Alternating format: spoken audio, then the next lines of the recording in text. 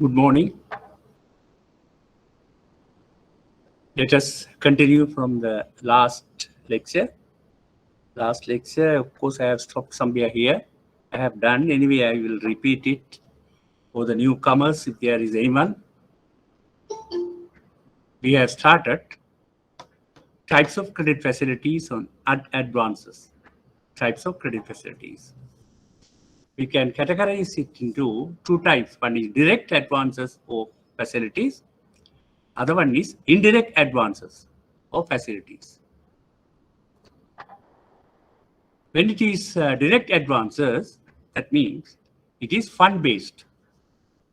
That is, the cash, the fund is going from the bank to the customer.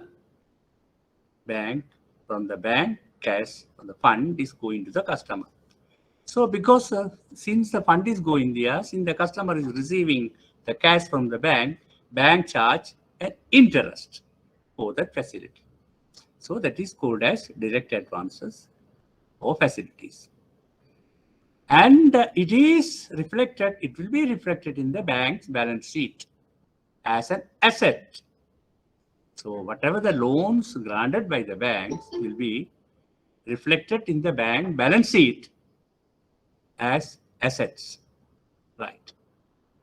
Since the cash or fund is going from the bank to the customer, going out from the bank, it affects the liquidity of the bank. Obviously, the liquidity will be reducing. Why? The money is going out from the bank. Or affect the liquidity or cash flow of the lending institution when the facility is granted. When the facility is granted, it will affect the bank liquidity or the cash flow. Why? The cash is going out of the bank when the facility is granted to the customer. Then the other category is indirect advances or facilities. What does it mean? It is non-fund based. It is non-fund based. We will see how is it non-fund based. Since the fund is not going, that is, fund is not going from the bank to the customer. But some services will be provided. The fund is not going from the bank to the customer. Since the fund is not going, bank can't charge interest. So instead of that one, bank will charge a fee, a commission or fee from the customer. So we call it fee-based income. So primarily, indirect advances or facilities are non-fund based and it is fee-based income. Fee-based income. So since the facility is not going, cash is not going from the bank to the customer, it won't be reflected in the balance sheet. So we call it is an off-balance sheet item. Off-balance sheet item when the facility is granted. So in other words, we call it as a contingent liability. Contingent liability. So it won't be reflected in the balance sheet, but anyway, in the balance sheet, it is made as a note. This much of indirect advances granted. Indirect advances or facility granted. It will be made as a note in the balance sheet. So since the fund is not going from the bank to the customer, it won't affect the liquidity or the cash flow of the lending institution, the bank, when the facility is granted. So when the facility is granted, as I have told you, fund is not going from the bank to the customer. Instead of a service will be provided, so the bank won't charge interest. Instead of that, bank will charge a fee. So it is a fee-based income. And since the fund is not going from the bank to the customer, it won't affect the bank's liquidity or the cash flow when the facility is granted. Sometimes it may affect later. We will see that one. Yeah. So we call it as a contingent liability. That means now it is not a liability, but it may become probably it may become as a liability to the bank. Maybe later. So we call it as contingent liability. So this is the basically types of credit facilities and advances. There are two types. One is direct advances or facilities. Other one, indirect advances or facilities. I hope it will be clear to you all. Today I am doing it for the second time. I am just explaining this. So direct advances. So from the definition of direct advances, fund is going, we can see loans. Fund is going from the bank to the customer. Overdrafts or line of credit or cash credit. So fund is going from the bank to the customer. Similarly, the bill discounting. Yes, we will see that one later. Then the revolving credit card. Fund is going from the bank to the customer. These are the examples for direct advances. Loans.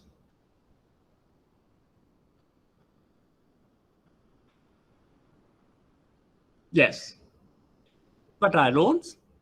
Granted on application after careful credit evaluation.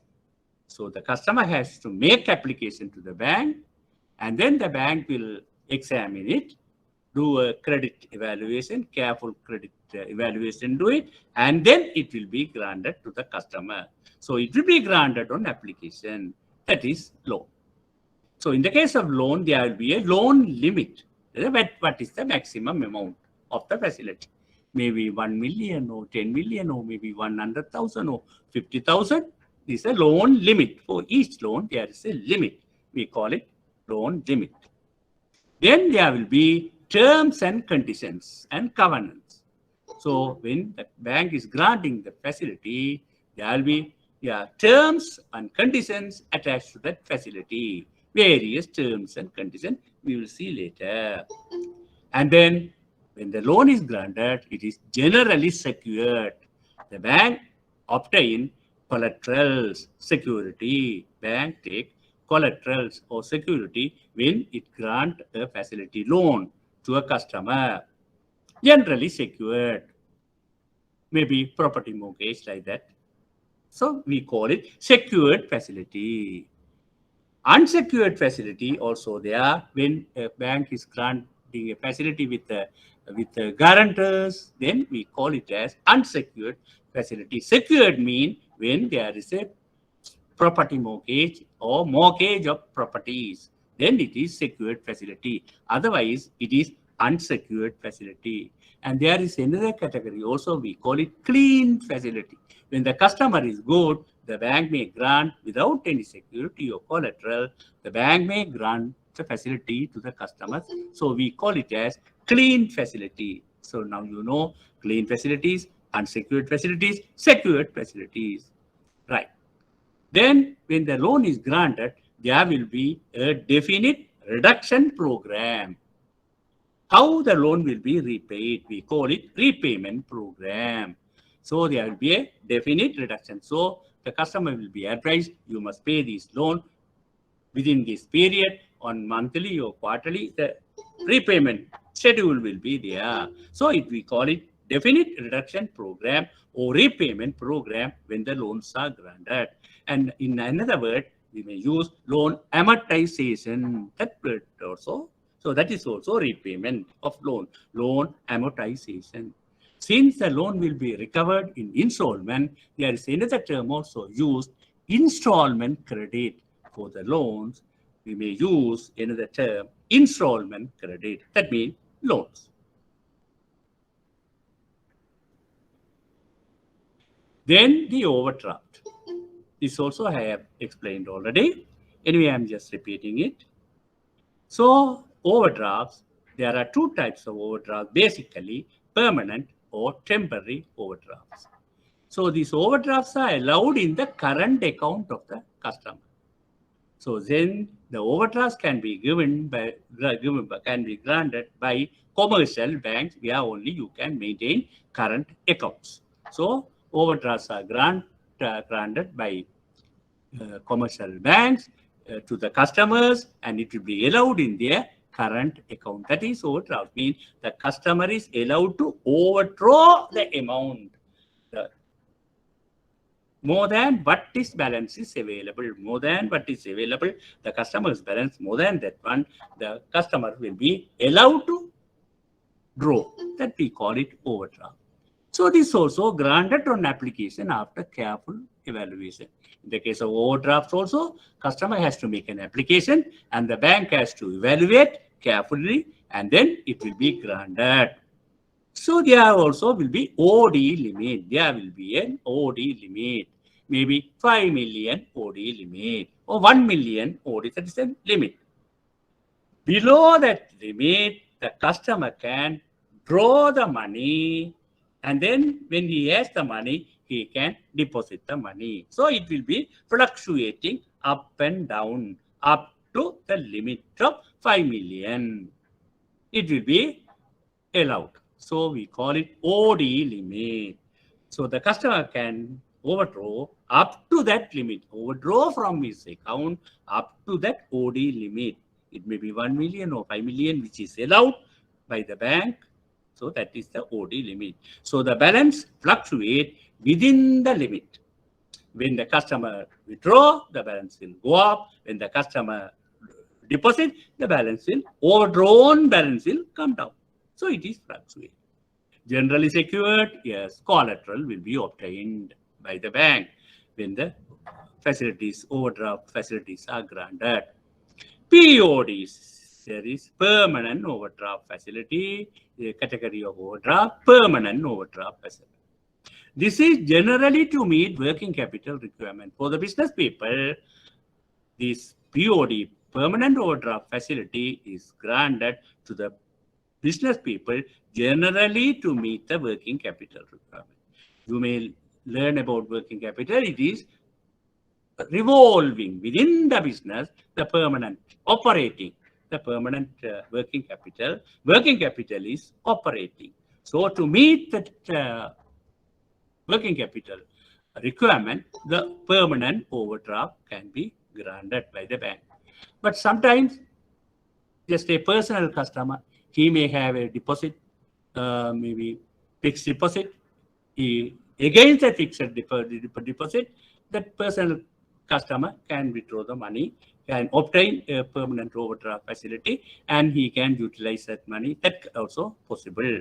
But generally for the business customers, the permanent overdraft facilities are granted to meet their working capital requirement. Then in that case, with or without definite repayment program. Yes, because the working capital is a permanent investment in the business. As long as the business going on, the permanent working capital also should be there. It should be revolving within the business. So the bank can grant this overdraft facility, permanent overdraft facility, to meet the permanent working capital of the customer. So there can be without a definite repayment program. As long as the business is going on, that facility will be allowed. But it will be reviewed.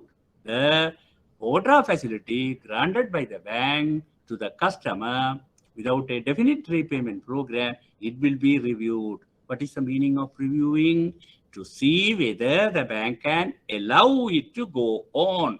So in that case, again and again, the bank will do a sort of evaluation, how these overdraft facilities, permanent overdraft facility is conducted by the customer. Generally, annually, this overdraft facility will be renewed by the bank. So meaning of reviewing mean whether the bank can allow this facility to continue. Or if there is a failure or if there is a misconduct, the bank can demand the repayment of the overdraft. So in case when the overdraft is granted with a definite repayment program, that also could be possible. Overdraft facility can be granted with a definite repayment program. That is, the bank may say, yeah, you have to repay within 5 years. That is, annually, they must reduce it. Overdraft limit will be reduced. Annually, reduce. At the end of 5th year, it will be completely, it will be recovered. The overdraft facility will be completely recovered. So POD, permanent overdraft facility, generally to meet working capital requirement of business customers with or without definite repayment program, in any case, it should be reviewed periodically. It will be reviewed periodically. The other category of overdraft, TOD, that is temporary overdraft facility, these are short term to be settled within a specified period, maximum 3 months. So these are high risk advances because the facility may be granted to their best customers without any security or collateral. The bank may grant to their best customers. These are TODs. This is also mainly for the business purposes. And then there is another type, casual overdrafts. So these are generally what is casual overdraft. There may be a good customer. He has given a check. He is maintaining a good account at a bank branch. He has given a check to another party. The check has come to the bank for the payment. When the manager is checking the account, there is short of funds. So fund is not sufficient to pay. But he is a good customer. So the banker, the manager has to decide two things, whether to return the check or honor the check. So if the customer is good, he may honor the check and pass the check, and by granting a overdraft to meet that shortfall, it is called as casual overdrafts. And then inform the customer concerned, take the phone, look here, your check has come, there was a sort of fund, this much I have paid the check by giving you overdraft facility, that is a casual overdraft facility. Please come and deposit the money tomorrow. So this type of overdraft, we call it as casual overdrafts. This saw in yes. So these are the overdraft facilities. So there are mainly two types, permanent and temporary overdraft. And the other one, what I explained to you, the casual overdraft. Then the bill discounting. So there are, of course, check purchasing or discounting also coming under this category. Check purchasing. Now, yes, I have received a check, maybe today's date. Today is a working day. You assume today is a working day, not a bank holiday on the day. Anyway, today is a working day. So I have received a check from someone dated today. But the check, of course, may be the People's Bank check from Maattara. So I am in Colombo, Vellavatta. So if I can deposit the check today. I may get the money maybe tomorrow afternoon.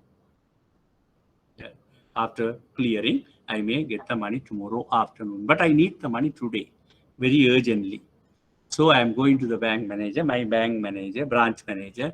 Look here, I am having this check for 100,000 rupees. This is dated today, but it is a Maattara check. If I deposit, I may get the money tomorrow only. I need the money today. Can you help me? Then he say, okay, you are a good customer of our branch, and I will purchase the check. And he will ask me to fill the check depositing form and everything, and to write, kindly purchase this check. So I will write that and give the check. Then the manager will accept it, give me an immediate credit for the amount, the face value of the check. If it is 1 lakh, he will immediately give a credit to my account. Okay, my problem is solved. And then manager will charge the commission for this check that is almost equal to the amount chargeable, the 1 lakh, for the amount 1 lakh, interest chargeable for 1 day. So for the number of days, 1 day. How much is it? That will be he charged as a commission. So it's a commission charge. Right. And then he will send the check for the correction, and then if it is honored, no problem. The facility given to me will be wiped out. If it is not honored, returned, then the manager will telephone, look here, I have purchased your check. The check, the deposit given by you, I have purchased, but it got returned. Kindly deposit the money. So I have to somehow or other go and deposit the money. So this is check purchasing. Purchasing means the date should be today's date only, the bank will purchase. Outstation checks dated today, the bank will change. So, okay, now outstation checks, as I told you, but the date is somewhat not today, maybe after 2 or 3 days. So in that case also, if I am a good customer, the bank manager can do, he can discount the check. We call it discounting. So same way, he charge a commission, interest chargeable on that amount for the number of days, he will be charged as a commission. So this is discounting. If the date check is of course dated today, it is check purchasing. If the check is dated post-dated, it will be check discounting. So this most of the banks are doing check purchasing in Sri Lanka. Almost all banks do, the all commercial bank do check purchasing, but discounting, check discounting, only certain banks are doing for their business customers. Post-dated check discounting. So this is check purchasing and discounting. And then bill discounting, bill financing. Yes. Now this is financing post-sale operations. This is in regard to international trade bills. International trade bill, import and export, there will be trade bills will be there. Under letter of credit, yes, you will learn later. Under documentary collection. These two things, of course, my other program, once I finish this module, you will be following this international program. There you will be discussing it very clearly about this letter of credit and other such facilities. After that, I will be explaining to you about this international trade bill discounting or bill financing, discounting, purchasing. I will be discussing with you later. So if I explain now, you may find it difficult to understand, and I have to spend more time on that one. Once you have finished your international trade module, then it will be easy for you to understand, and it will be easy for me to explain to you. So because these are coming under letter of credit and documentary collection, this bill discounting. Right. Similarly, there can be inland bills also. I will be explaining that one also later. Okay. Then indirect advances. Indirect, and so all these things we have discussed about direct advances. Now, indirect advances. What is indirect advances?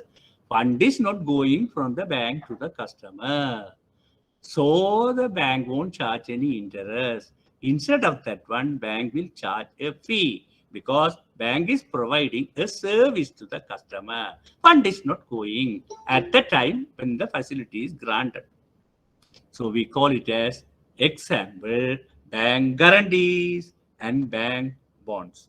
So when we say this bank bond, this bond is different from the central bank Mahindran bond. No. Don't confuse with that one. This is bank. When we say bank bonds, these are bank guarantees, and they were used this bond term also sometime in place of guarantees. So these are mainly the bank guarantees. So this is contingent liabilities for the bank. Contingent liability means when the facility is granted, it is not a liability to the bank. But when the person receiving this facility fail or default, at that time, it may become as a liability to the bank. We call it so potential or possible obligation in future. After granting the facilities, it can become as a liability. So what is potential or possible obligation to the bank? We call it contingent liability to the bank. Okay, right.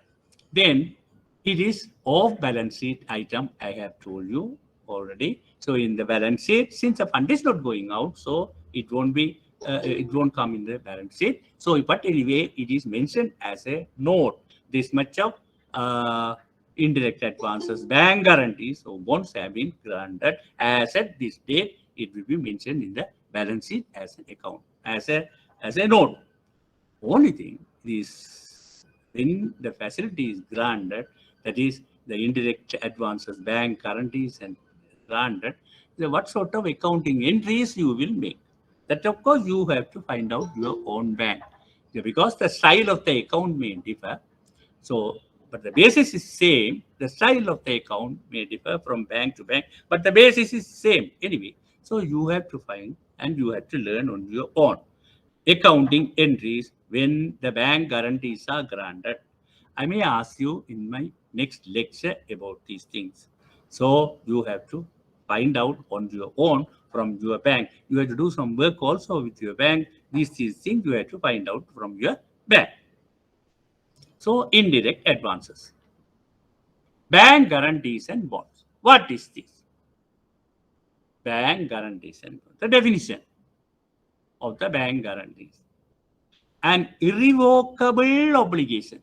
It is an obligation, irrevocable. Once you say, you can go back. No. So an irrevocable obligation of a bank to pay a specified amount of money,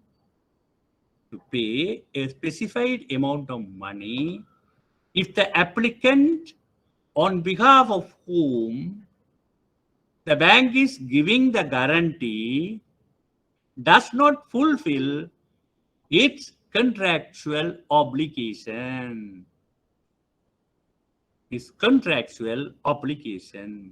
So there are parties in a bank guarantee dealing. Who are those? The parties to the bank guarantee. One is the beneficiary to whom the guarantee is given by the bank, the beneficiary. Then the bank which is giving the guarantee. And then the customer or the applicant on behalf of whom the guarantee is given. So there are three parties. One is beneficiary, then the bank, and the customer or the applicant. So customer or the applicant requests the bank for a guarantee. So on behalf of whom? On behalf of the customer or the applicant, the bank is giving the guarantee to a third party. So rather than calling third party, we call it as a beneficiary. To the beneficiary, bank is giving the guarantee. Right. So we just see how little we go and we see what is happening in bank guarantee, granting bank guarantee. Now there is a customer of a bank. He may be a Highland milk dealer. He brings Highland. Highland is our own country milk, not like imported milk. This is our own. It entirely is produced within the country from the milk collected within the country. So I am using it as an example. Highland milk dealer. He purchased Highland milk from the Highland Milko. Milko is a producer of the Highland milk. From the Milko, stock Highland milk powder and sells.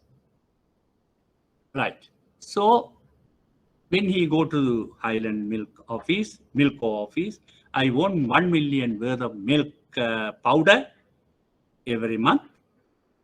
I will sell and I will pay you the money back later. He is telling the customer to the Milko. Then the Milko say, okay, very good, we can give you 1 million worth of milk powder every month for you to sell to your customer. But could you please bring us a bank guarantee, guaranteeing this payment? Bank guarantee. Could you please bring me a bank guarantee? So that's what the thing start. So the Milko has requested the customer, who is the Milko, that is Highland milk dealer, to bring a bank guarantee. Then of course we can give you the required amount of milk powder. So he is going to his bank. He has gone to his bank. Look here, he is already maintaining an account there, a business account. I spoke to Milko for the Highland milk dealership, and I can sell about 1 million rupees worth of milk powder every month. So I asked him to give it on credit term, that is 30 days credit term. I can pay you back you give me the milk powder. Then they want me to bring a bank guarantee. So you are my banker. Could you please give me a bank guarantee to the milko, the beneficiary, to the beneficiary milko for this purchase. Okay, then the bank manager, look here, he is a good customer of this bank. If it is, then he do the analysis, everything, analysis. So the money is not going to the customer. The bank is promising. It become as an obligation, an irrevocable obligation to the bank. So the bank has to do a very careful evaluation, whether it is a bank guarantee or bond. See, though the money is going out from the bank to the customer, but the service is provided, a liability may come to the bank, maybe. So the bank has to do a very careful evaluation. Done. Then if the bank is satisfied, bank will give a guarantee on behalf of his customer, who is a Highland milk dealer, to the Highland milk producer, that is Milko, the beneficiary. To the beneficiary, bank is giving a guarantee on behalf of his customer, who is a Highland milk dealer. Then the customer will take the guarantee to the Milko, and then of course the Milko will give him 1 million rupees worth of milk powder, for which he will give his post-dated check 30 days if based on the credit term of the Milko. Maybe if it is 30 days credit term, so 30 days post-dated check, the customer will give it to the Milko and bring the milk powder, sell the milk powder, and within 30 days, he will put the money to his account and the check will come and realize. So it will go on smoothly. If any problem comes, if the checks get returned, then the problem. If the customer failed to pay, then the problem will come. The Milko can claim this money from the bank, because the bank has given the guarantee on behalf of its customer. So the bank has to pay that one. The liability is created to the bank. Now, so this is a contingent liability. If the customer is honored all his dealing, then no problem. It will go on smoothly, but the customer failed to deposit the money or to pay the Milko within that, as per the credit term, then the Milko can claim the money from the, what is due from that customer from the bank. Bank has to pay that immediately. So this is the bank guarantees. So parties, now you would have understood. Beneficiary, in our case, it is the Milko, then the bank, the customer's bank, and then the customer or the applicant. We can use customer. When he apply, he is an applicant. That is the Highland milk dealer. Then the validity of the guarantee. This guarantee is not open. No, there is a validity. There is a specified date. So the bank will say this guarantee is valid till such and such date. Generally 1 year. And if the business is going on continuously, annually, it has to be renewed. This bank guarantee should be renewed. Generally, the specified date, it is 1 year. In case of default by the customer, bank will make a payment if a claim is made by the beneficiary. The bank won't go and pay. If the beneficiary claim, only the bank will make the payment. In case of default by the customer, bank will make payment if a claim is made by the beneficiary only. The guarantee is a document. It is a guarantee document, written document. It is a written document where the bank manager, second officer, have signed the guarantee document. Okay, now another piece of advice. almost all commercial bank branches, the format for this guarantee, this type of trade guarantee document is available. There are so many. I have explained to you only important things. Only I have explained you. There are other clauses, other terms are there which you should know. So please take a bank guarantee document from your branch and just go through it. It is simple English. You can easily understand about the period and various other things. It is mentioned there. So please, you take a bank guarantee form from your branch and please read it. That is very important. So it is a written document. So basically, this is bank guarantee. I hope you all understand this. Right. We move on to the next slide. Types of bank guarantees and bonds. Types of bank. There are various types of bank guarantees and bonds. Domestic trade or payment guarantee. This one I have explained to you now.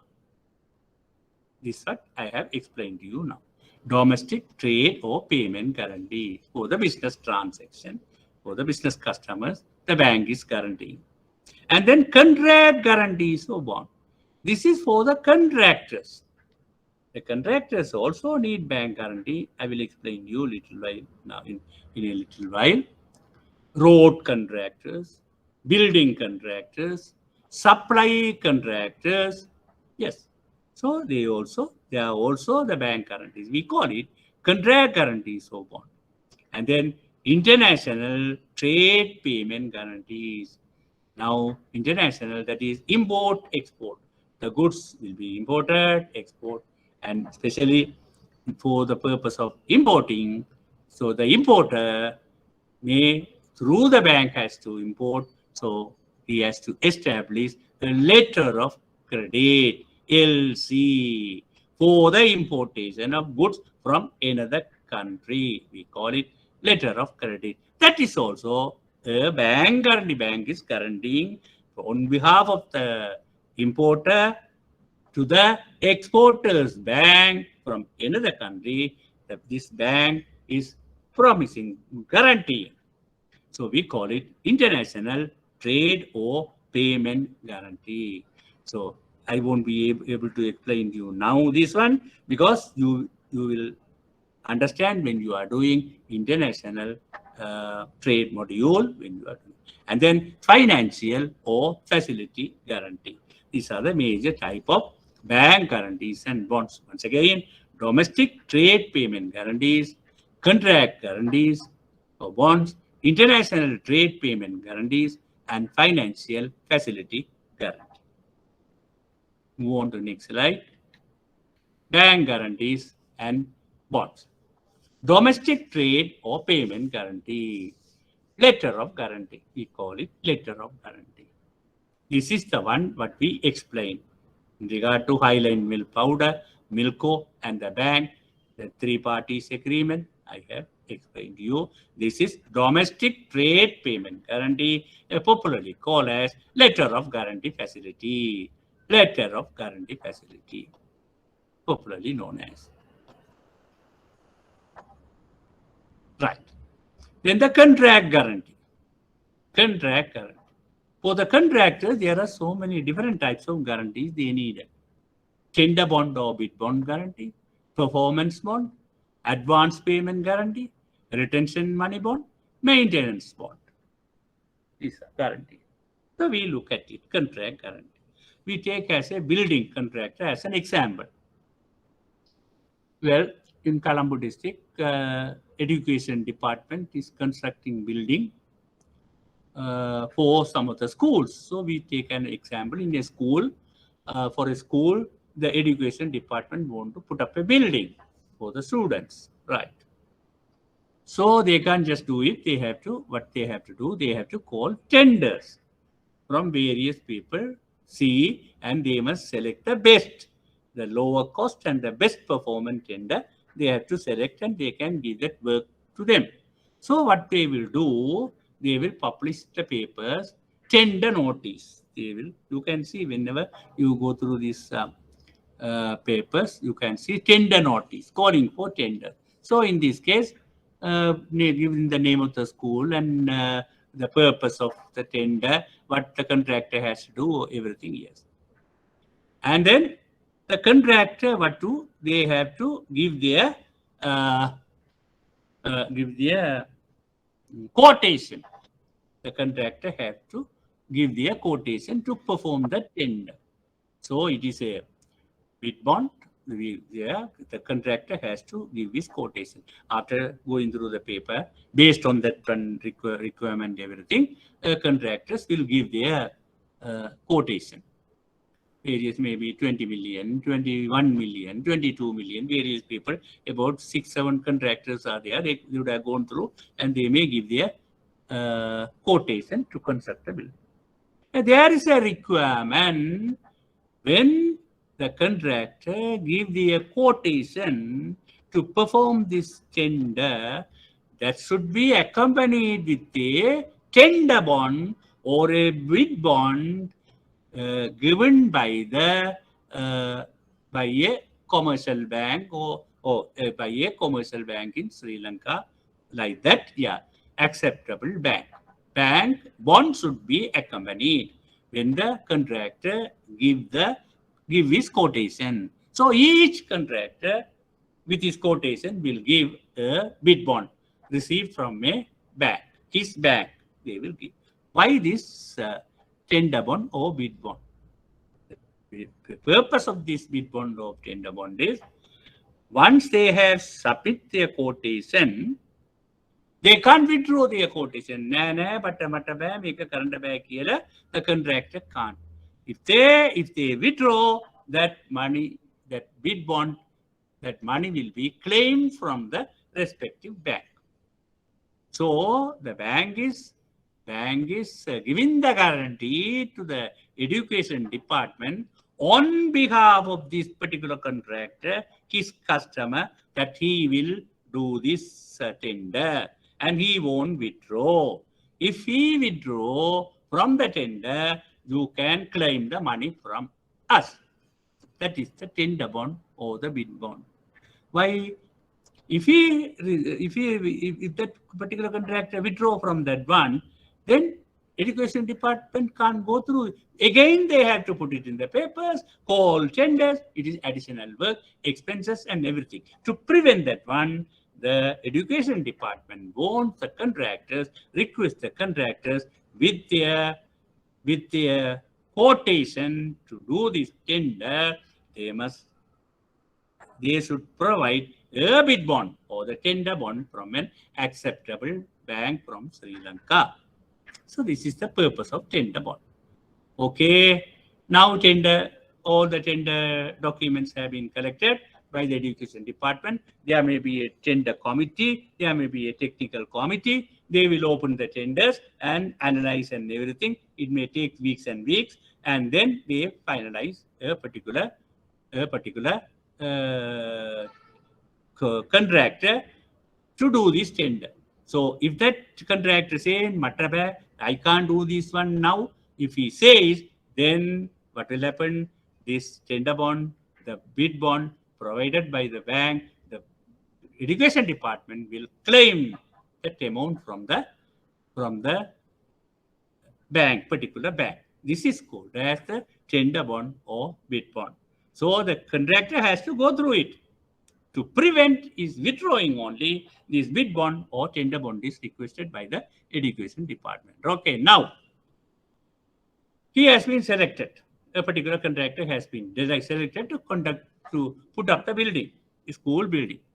Then he has to provide another bond from his bank, that is performance bond. That is, he will do the job up to the satisfaction of the education department. He will do this job up to the satisfaction of the education department. So again, he has to go to his bank. He has to obtain a performance bond. When he provides the performance bond to the education department, the earlier bid bond will be returned to him. So now the performance bond, that is, this contractor will do the job thoroughly, very satisfactorily. That is the performance bond. Then, of course, in addition to that one, now the performance bond, he has started to work, but he needs some money. He can't get the money advance payment from the education department.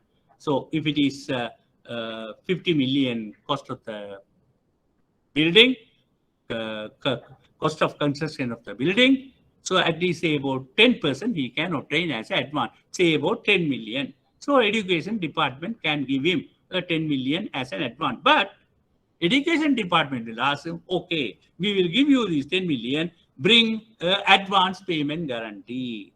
To guarantee this advance payment, he has to bring another guarantee bond from the bank. Otherwise, when the department release 10 million to this man will go with that 10 million. How to trace him? So because of that one, they will ask advance payment guarantee. So then the work is going on. And when the work is completed, then payment will be in stages. Department will make the payment to the contractor. And final payment, they will keep it. Say about 5% of the cost of the building, they will keep it. Retain till everything is over. But this contractor wants that money also. Then education department will tell him, bring another bond, retention money bond. Okay, now he go to his bank, bring a retention money bond, and then bank, the education department, then release the balance money. So now everything is over. The finally maintenance. This contractor won't do. He says, I will maintain this building. Okay, for the maintenance also, the education department may like to give it to this particular contractor who has done the construction. Okay, we can give the maintenance also to this person. But anyway, you bring a maintenance bond from the bank. Again, the bank will guaranteeing. So these are the various types of guarantees given by the banks to the contractors.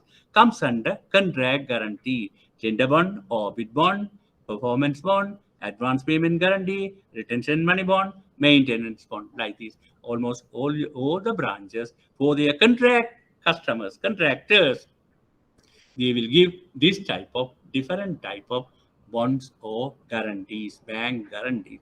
The bank branches may grant for their contract customers. And then international trade or payment guarantee. This I have already told you. Letter of credit. You will learn this one in your international module. You will learn this one. And then financial or facility guarantee. Financial, this is in regard to finance or facilities, the bank can guarantee. So we call it financial or facility guarantee, right? Maybe as an example, a Japanese company want to do business in Sri Lanka, maybe want to do a project, or they have come and obtained the central bank permission and everything. They have started. We have opened account also with the local bank, and they approach the local bank for a bank finance. Okay, now the local bank may say, okay, you are from Japan, you may be a good company there, but anyway, you have come just now to Sri Lanka. We can consider the facility to you, but will you please bring a guarantee from your bank from Japan? A bank guarantee from Japan, can you bring for this amount which you are asking as a facility from us? Then, okay, then this Japanese company can bring, if they bring a bank guarantee fees from their own bank from Japan, guaranteeing the payment of loan or whatever to the Sri Lankan bank, then we call it as financial or facility guarantee. These are the various type of bank guarantees and bonds. So the bonds, of course, don't misunderstand. This is a guarantee, bank guarantee. Here we call it as bank guarantee as a bank bond. So once again, domestic trade or payment guarantee, that is very popularly known as letter of guarantee. Then to the contractors, contract guarantee. tender bond or bid bond guarantee, performance bond guarantee, advance payment guarantee, retention money bond guarantee, maintenance bond guarantee, then international trade or payment guarantee, that is letter of credit. You will learn it under international module, and finally financial or facility guarantee. So these are the services. So contingent liability. When the bank is granting this facility, fund is not going out from the bank. So we call it, yeah. But if the customers who obtain on behalf of whom the guarantee has been given failed, default, then the beneficiary can claim it from the bank. So the bank has to grant the facility. Bank has to grant the facility. Sorry, bank has to pay that amount. So now it is a liability to the bank, so that we call it contingent liability.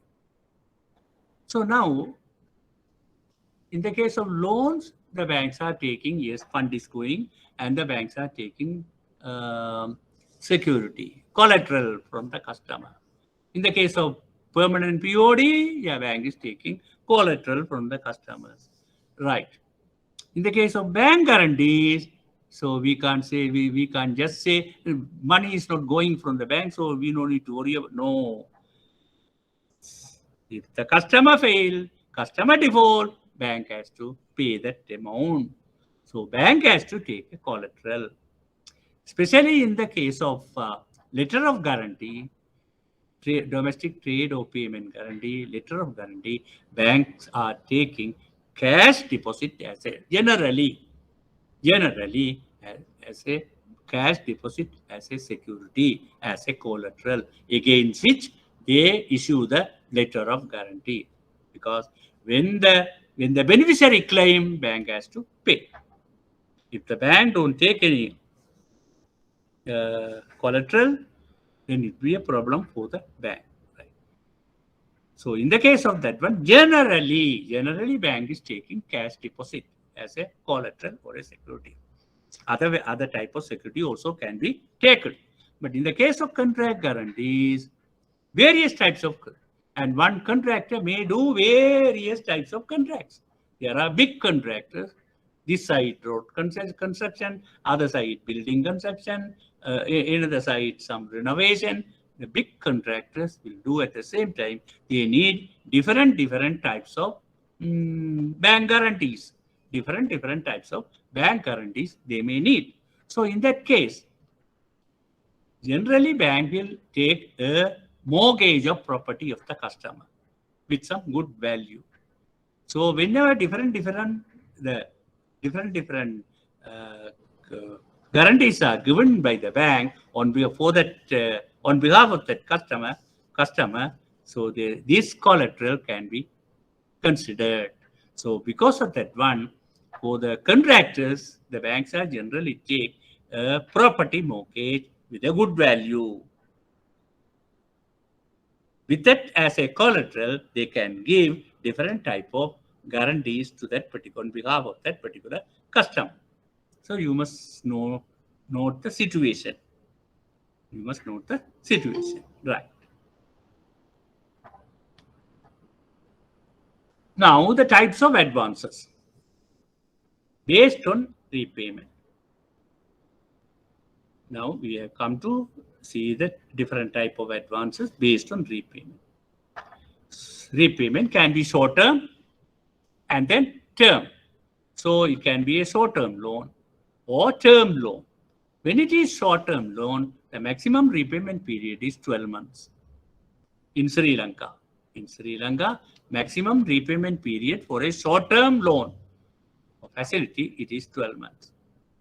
In the case of term loan, that can be divided into two, medium term or long term loan. In the case of medium term loan, it is 12 to 36 months, it is medium term loan. 12 to 36 months, it is repayment, is medium term loan. Anything more than 36 months, it is long term loan.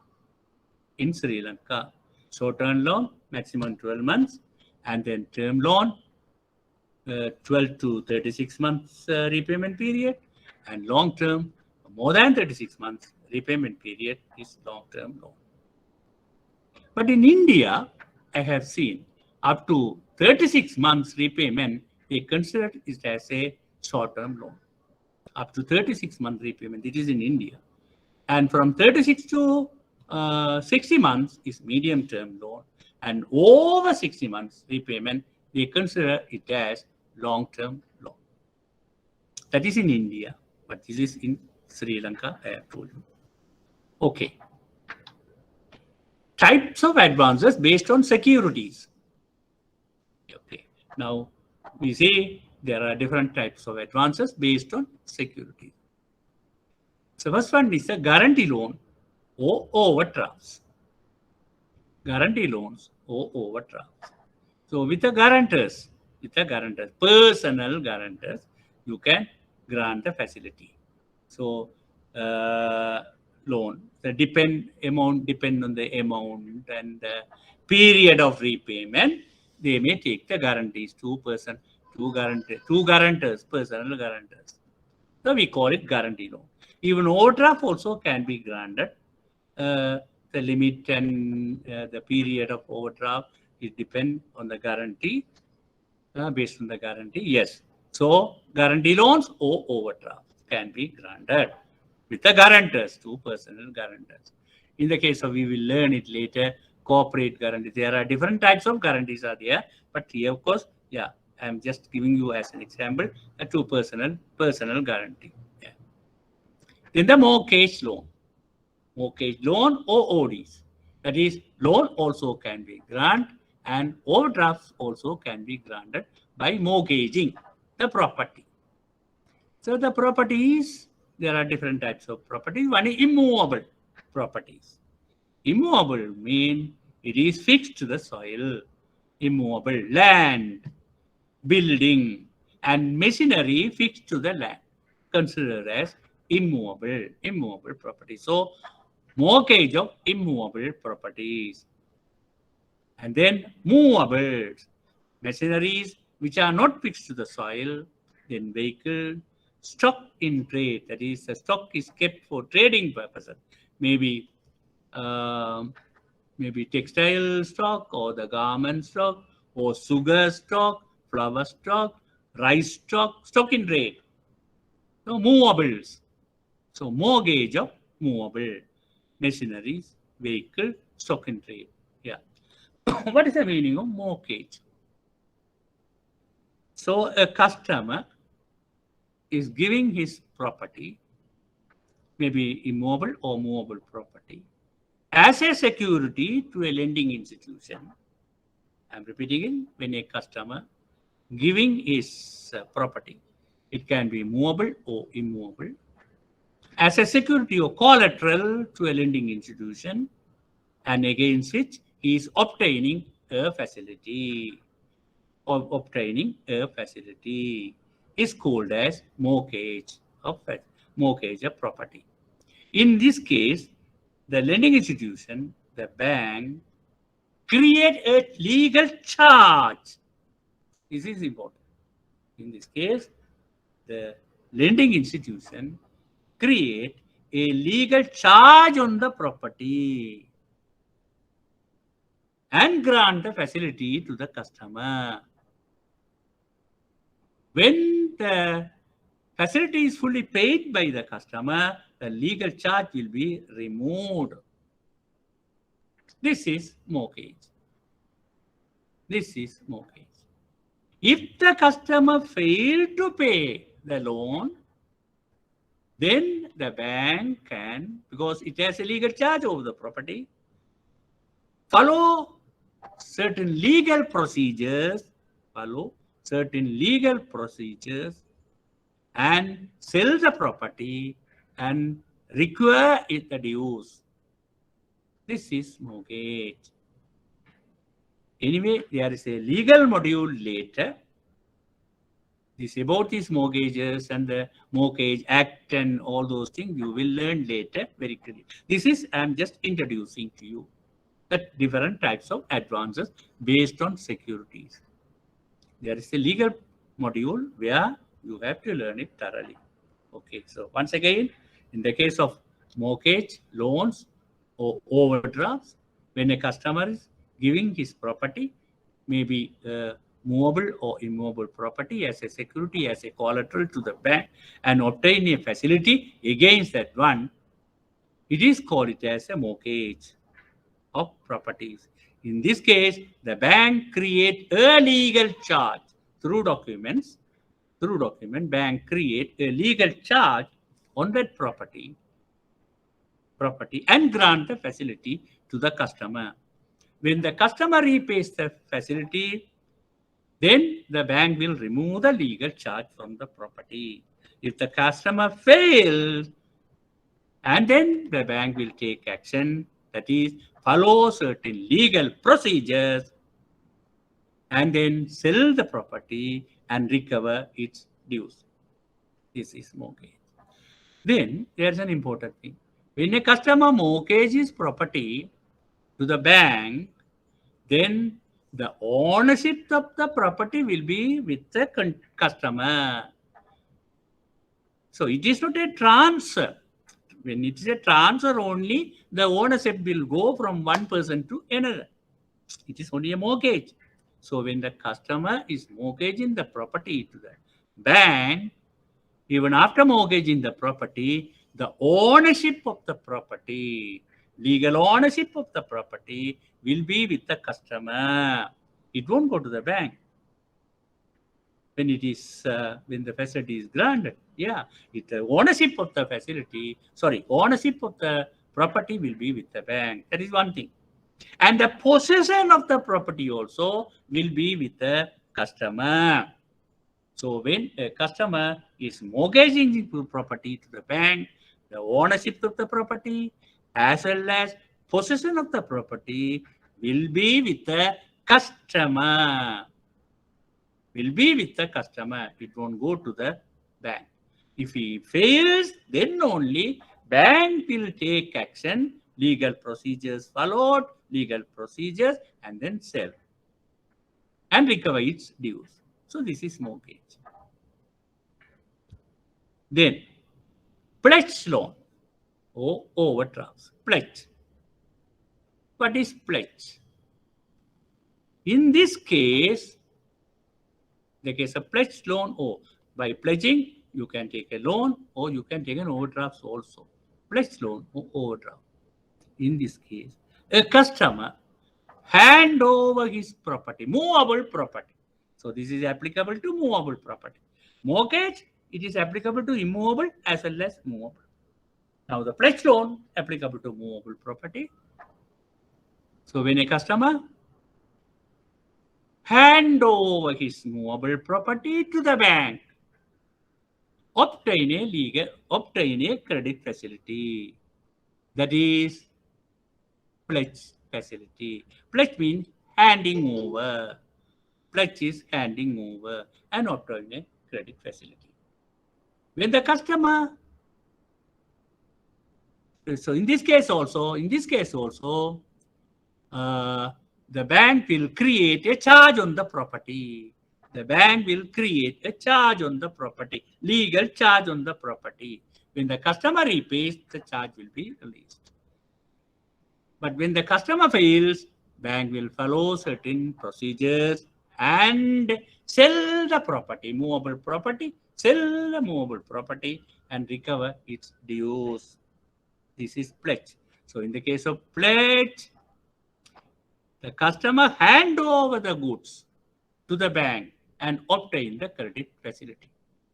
A good example is almost all bank branches are doing, almost all banks and all branches are doing pawning.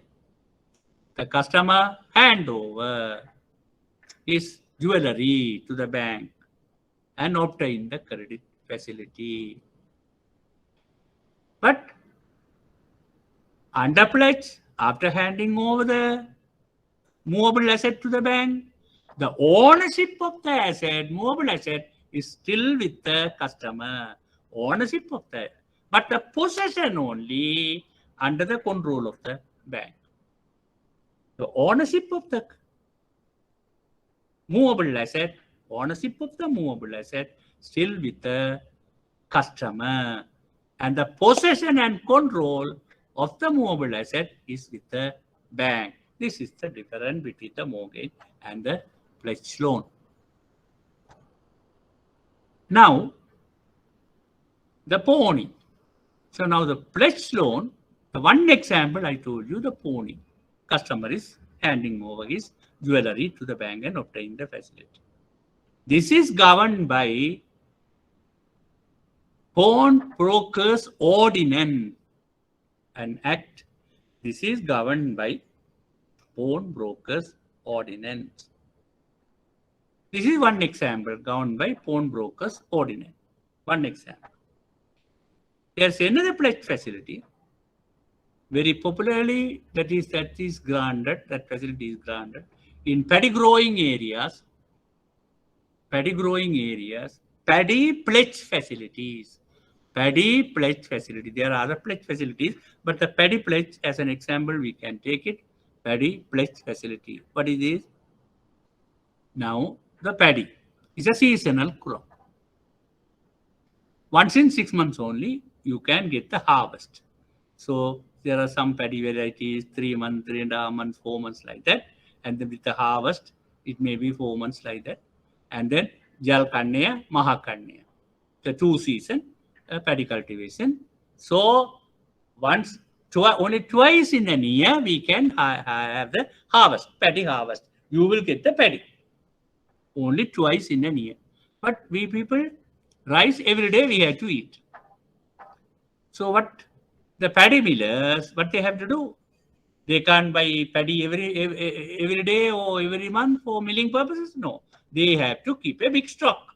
When the harvesting is done, they have to keep a big stock necessary for next 6 months. Why? After 6 months only, other harvest will come. So the paddy millers have to keep at least 6 months stocks with them. So when the harvest comes, they have to purchase and stock. So 6 months stock means this value is very, they may need about 1,000 million rupees or more than 1,000 rupee and millies, 1,000 million rupees they may need. Especially the paddy millers in Polonnaru, Ambara and Anuradhapura area, those are the big paddy millers are there. They go for purchasing paddy for say about more than 1,000 million each season. 1,000 million worth of paddy stock. So they will go to the bank for the facility to purchase 1,000 million paddy stock. So then, what is the security, a collateral they can offer? They would have offered already their buildings, machineries to construct the paddy mill. They would have already offered for this paddy. What is the security? Yes, the paddy stock itself they will give as a collateral to the bank to obtain the facility. So if everything is okay, the bank will do the evaluation and satisfactory, they will release the money. So this customer go and purchase the paddy, bring the paddy, it will be stocked in the so right in their warehouse, in their warehouse. So now under pledge facility, the customer has to hand over the movable asset to the bank, and the movable asset, in this case the paddy stock, should be under the possession and control of the bank. So if the bank has to give this paddy pledge loan to these customers, all these Polonnaru, Ambara and Anuradhapura area, even other areas also, then every year bank has to construct the warehouses to stock this paddy stock. No. So this paddy stock will be stocked in the customer paddy miller's warehouse. Paddy stock will be stocked in the paddy miller's warehouse. Then how it can be, you can bring it under bank control and possession. Okay. The bank will enter into a lease agreement with that customer, the paddy miller, where the paddy miller give its warehouse to the bank on lease. So legally, now the paddy stock in that building is coming under the bank control and possession. Once again, the paddy miller give his warehouse on lease to the concerned bank. There will be a written lease agreement. The bank will take that warehouse on lease for a nominal payment of rent. For a nominal rental payment, the bank is taking it. So now legally, the bank can use that warehouse to stock the paddy. So now legally, the paddy stock will come under the control and possession of the bank. Right. So the bank will release the money stage by stage. Now the customer will purchase, bring and stock. Now the 1,000 million, I told you 1,000 million. Here, the customer also has to put his money. So generally, in this case, the bank will give 50% of the stock value as a loan. So when the customer purchase 10 million rupees worth of paddy, bank will give 5 million. The customer has to put 5 million. Then only 10 million worth of paddy will come here. So like that, the 50%, I will explain to you the rate of advance later. The bank will grant 50% of the value of the paddy as a loan. And that will come to the warehouse under bank control and possession. So this is the paddy pledge facility. Paddy pledge facility. So the bank can give as a loan or even as an OD bank can give. Anyway, before granting the facility, the warehouse should be examined whether there are any weaknesses in the building, leakages, whether it is rat proof, rodent proof, whether the doors are strong, whether any pilferages could happen, any theft could happen. So bank has to examine. And the bank will put a board also. This belongs to the such and such bank. This warehouse belongs to such and such bank. They will put a board also. So these are certain preconditions for these pledge loan facilities. So now the customer will. Then after granting the facility, they will maintain a stock card. What is coming in, the stock coming in, what is going out. The paddy stock coming in, paddy stock going out. That will be there. And then the control, actually, the entire control of that warehouse can be with the bank because it is under bank control, possession and control. Bank can keep the entire control with it. But anyway, to maintain understanding with the customer, it is under dual control. One key is with the bank and another key is with the customer. Whenever the customer wants to take out the stock, bank has to come, the customer, both have to use their keys and open, and then that stock will be removed and the stock card will be updated by the bank staff manager or the credit officer. It will be updated then and there. So this way, this will be managed, the paddy pledge facility. So this is for movable. Now, this is not only for paddy now, even for maize, to keep the maize stock, even other cereals, maybe black gram or green gram, that type of things, yes, but not a perishable item, not for perishable item. Takali can't be, not a perishable item. And not harmful items like weapons and like that, no. Okay, so this is the pledge loan. So now this pledge facility also legally governed by Mortgage Act. Under Mortgage Act only, the pledge facility is granted. Pledge facility is granted under mortgage. So the pledge facility, there are two types of, legally there are two types. One is pawnbroking, that is Pawnbrokers Ordinance, governed by Pawnbrokers Ordinance. Other one,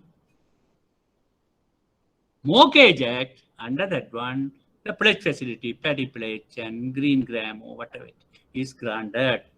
So there are two types, you have to keep it in mind. But now, even for the gold item, for certain reasons, you will learn later, for certain reason, instead of Pawnbrokers Ordinance, the golden item also granted under Mortgage Act. So because of that one, that can be go for longer period also. So the golden item also, the jewelry also, you can pledge under Pawnbrokers Ordinance, or otherwise under Mortgage Act also you can the pledge facility. So once again, it is movable. So what we have discussed now on locally, the pawn that is pawnbroking, pawn jewelries, and then paddy or other cereals. Yeah, but under imported items also can be pledged. When a customer import item, maybe garments or various other items, sugar, spare parts, bicycles, in there. That also can be pledged to the bank and obtain the credit facilities. This, of course, all I will explain to you later after you do your international trade. International module after you doing this type of imported item, how to pledge. What is the purpose of pledging the imported item? I will discuss it later. Right. So this is pledge loan or overdraft facility based on securities. Then hypothecation loan. The hypothecation loan also, it is coming under mortgage. It is a mortgage. Hypothecation means it is mortgage. But it is applicable to the movables. Hypothecation loan, we call it, for movable. So a local item, when a customer, business customer, he want to obtain facility again the stock. He may be keeping stock of trading item. He can keep a stock. He is keeping a stock. Against that one, he want a facility. So the bank can grant the facility. We call it mortgage of stock in trade. That is really the hypothecation of stock in trade. This hypothecation of stock in trade, even the central bank under their category, they consider it as hypothecation of stock in trade. But certain banks, of course, they don't use this hypothecation. Instead of that one, they use the term mortgage of stock in trade. That is correct. But in the case of stock in trade, the specific name, it is hypothecation. Both are same, mortgage and hypothecation. But hypothecation is applicable in the case of movable. So local item also, you can hypothecation facility. Stock in trade, a customer, business customer can obtain the facility by hypothecating his stock in trade, hypothecation facility. Similarly, the imported items also, the importer can obtain hypothecation facility against the imported item. Okay. Then, this is hypothecation loan. So, mind you, mortgage loan, pledge loan, and hypothecation loan, all are coming under the Mortgage Act. But in the case of pledge loan, the pawning is coming under Pawnbrokers Ordinance. Now the series of loan, other name revolving credit, series of loan, revolving credit. Some banks use the term series of loan. Some banks use the same thing as revolving credit. Both are same. Now, Bankers Loan, People's Bank, Pan Asia Bank, they are using the term series of loan. And NDB, DFCC, Commercial Bank, they are using the same thing, revolving credit facility. What is this? Series of loan. Now, manufacturer, industrialist, he has to import raw material.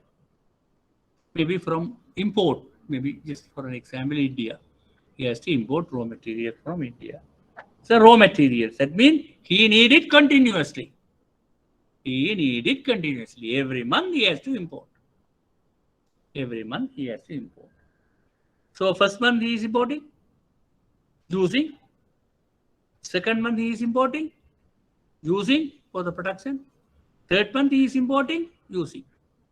Let us assume first month 1 million rupees worth of raw material. Second month 1 million rupees worth of raw material. Third month 1 million rupees per month. And then now after third month only, his this what he produced could be sold out and get the money.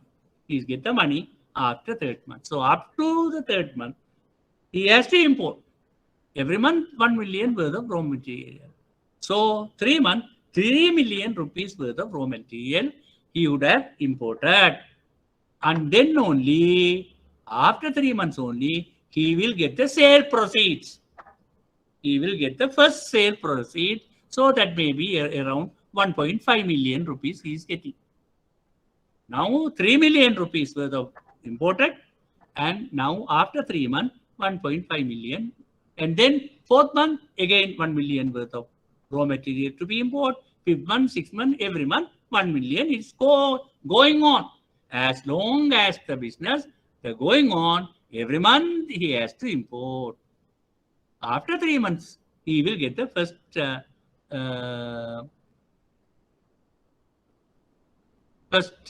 income, 1.5 million. So now he won the bank facility for this purpose. So bank is like every month bank can't give a new facility, 1 million, 1 million, 1 million. Every month bank can't give a facility. So instead of that one, he needs 3 million rupees. So bank will set a limit, 3 million rupees facility. And after 3 months, he will getting 1.5 million income, sale proceeds. So from that one, he can pay the first 1 million plus interest. Then thereafter, every month he can go on paying. He will get the facility and he will pay the facility.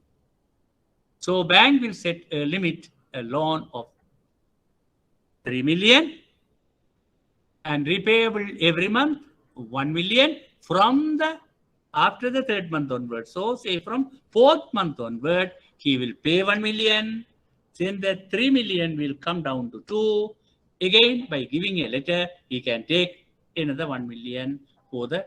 So continuously, every month, he will pay 1 million and take 1 million, pay 1 million, take 1 million, pay 1 million plus interest and take 1 million. He can going on. He can go on. So this is called as series of loan facility, or in other words, revolving credit facility. Revolving. So the bank will set a limit, 3 million. So this is a long-term loan. This is a long-term loan, repayable on short term. Every month he will be repaying. The loan facility will go for long term. So this facility is a long-term loan, repayable on short term. We call it as series of loan facilities. This is especially for the importers. The banks are providing this facility. Since this is a long-term loan, bank will take a security, immovable property as the security. Generally, bank take immovable properties as a collateral for this facility. Immovable property as a collateral for this facility. Now, of course, you will understand this. Anyway, otherwise, in future also, I will explain to you this. And then the trust receipt loan, TR facility. This is also another important facility, very popular facility. Trust receipt loan, trust receipt TR facility. This is also for the movable. This is also for the movable. So how it is operated? First, of course, we consider a businessman. He want to purchase a certain item for his manufacturing purposes or for resale. So we just assume a importer. He want to import an item for resale or for manufacturing purposes. He want a facility from the bank. Okay, bank is giving the TR facility. Bank can give a TR facility, trust receipt facility. So what does it mean, the trust receipt facility? The customer enter into an agreement with the bank. So sign a document with the bank. We call it trust receipt document. In this case, when the customer is obtaining the trust receipt facility, he is entering, he is signing a document with the bank. We call it trust receipt document. In the trust receipt document, there are various things. Two things are very important. The customer accepts the bank is the owner of the stock or the consignment. Bank is the owner of the consignment. And the bank released the consignment or the stock on faith to the customer for him to use or sell and repay the loan. For him to use or sell and repay the loan. So this is trust receipt facility. When a customer wants a facility, the bank is granting the facility and the customer is signing a document.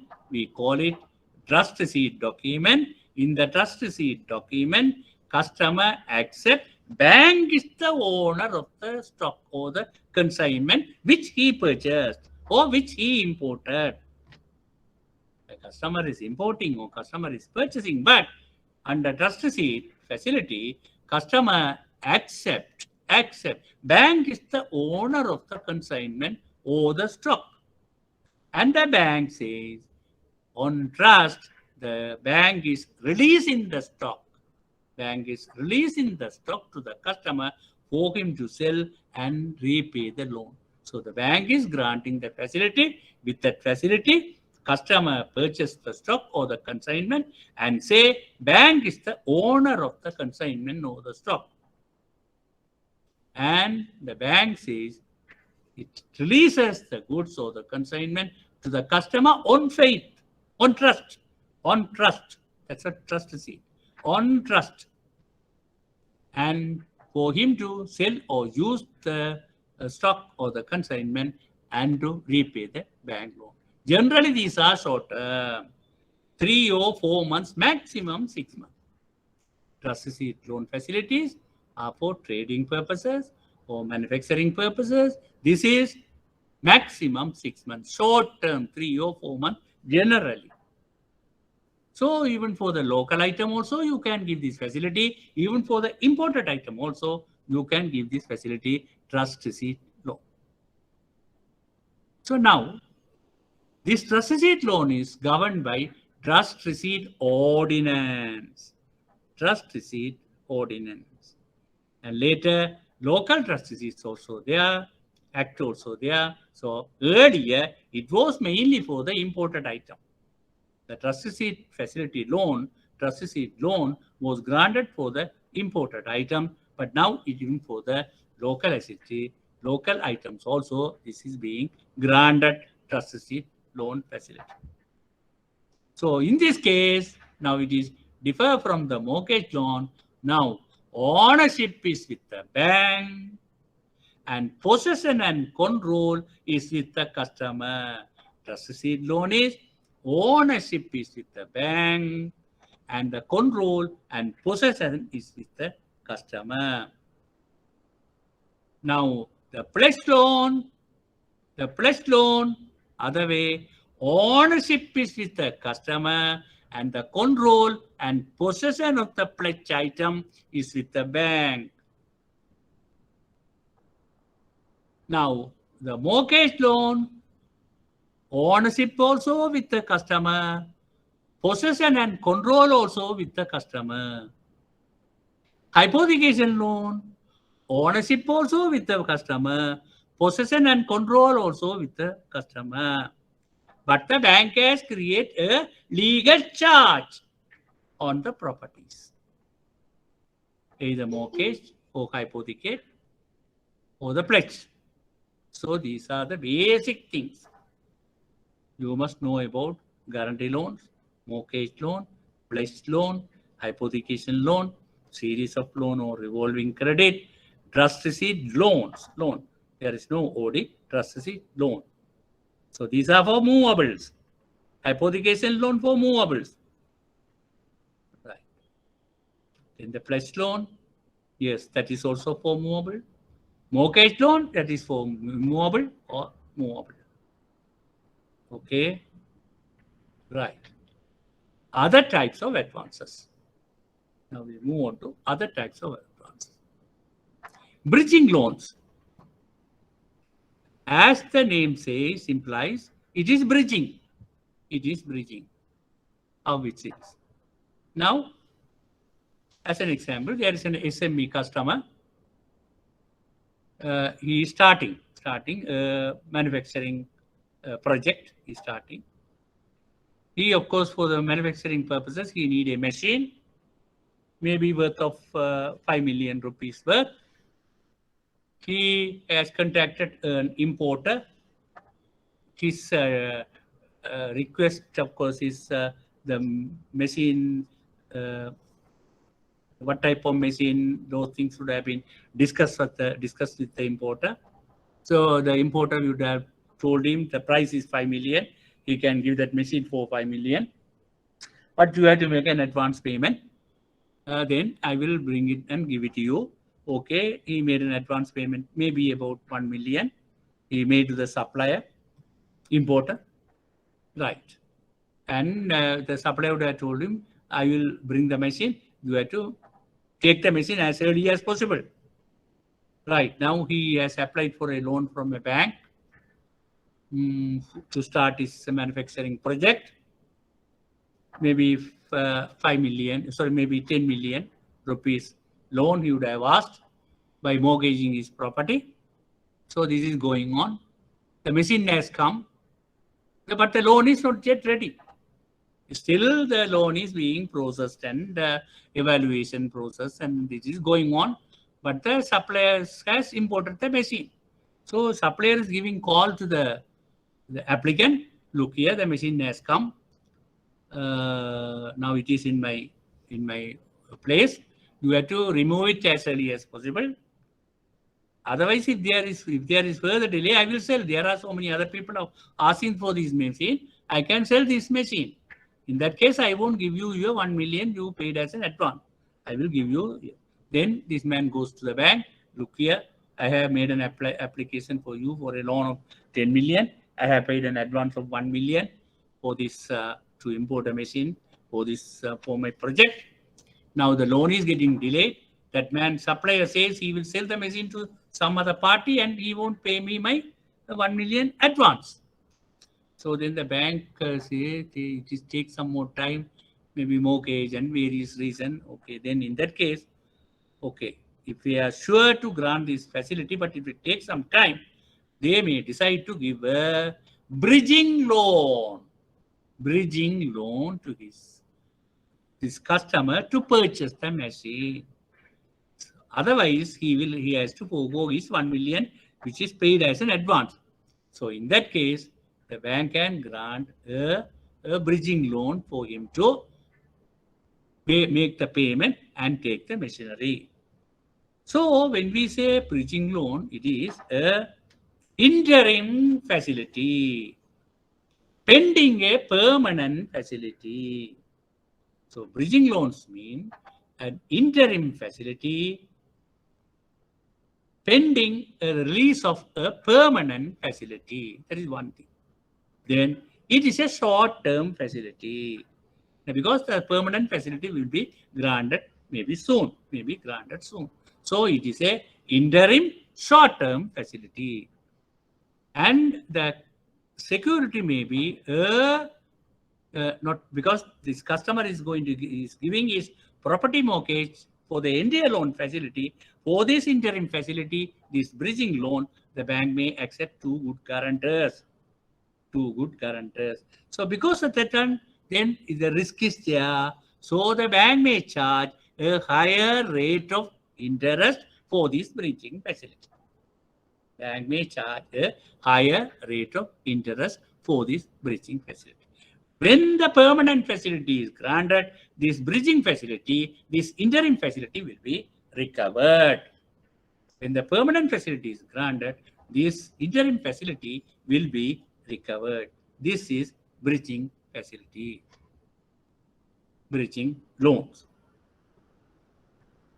These facilities are generally the SME lending, these interim facilities, these bridging facilities, those granted. Yes. When the permanent facility is getting delayed, to safeguard the customer, his advance payment and other thing, these bridging facilities are being paid. Now, in developed countries, especially in Europe, in UK, this bridging facility is very popular among the purchasing of customers who are purchasing houses. There's a customer who is having a two-roomed house now. Now he is having a two-room house. But his family is becoming bigger. So he want to move for a bigger house, maybe 3 or 4-roomed house. Right. What he has to do? He has to sell his 2-roomed house. And he has to purchase a 3 or 4-roomed house. So he is putting the paper. And this 2-roomed house also put in the paper. There are people coming and seeing and going. And he has arranged to purchase a 4-roomed house for him.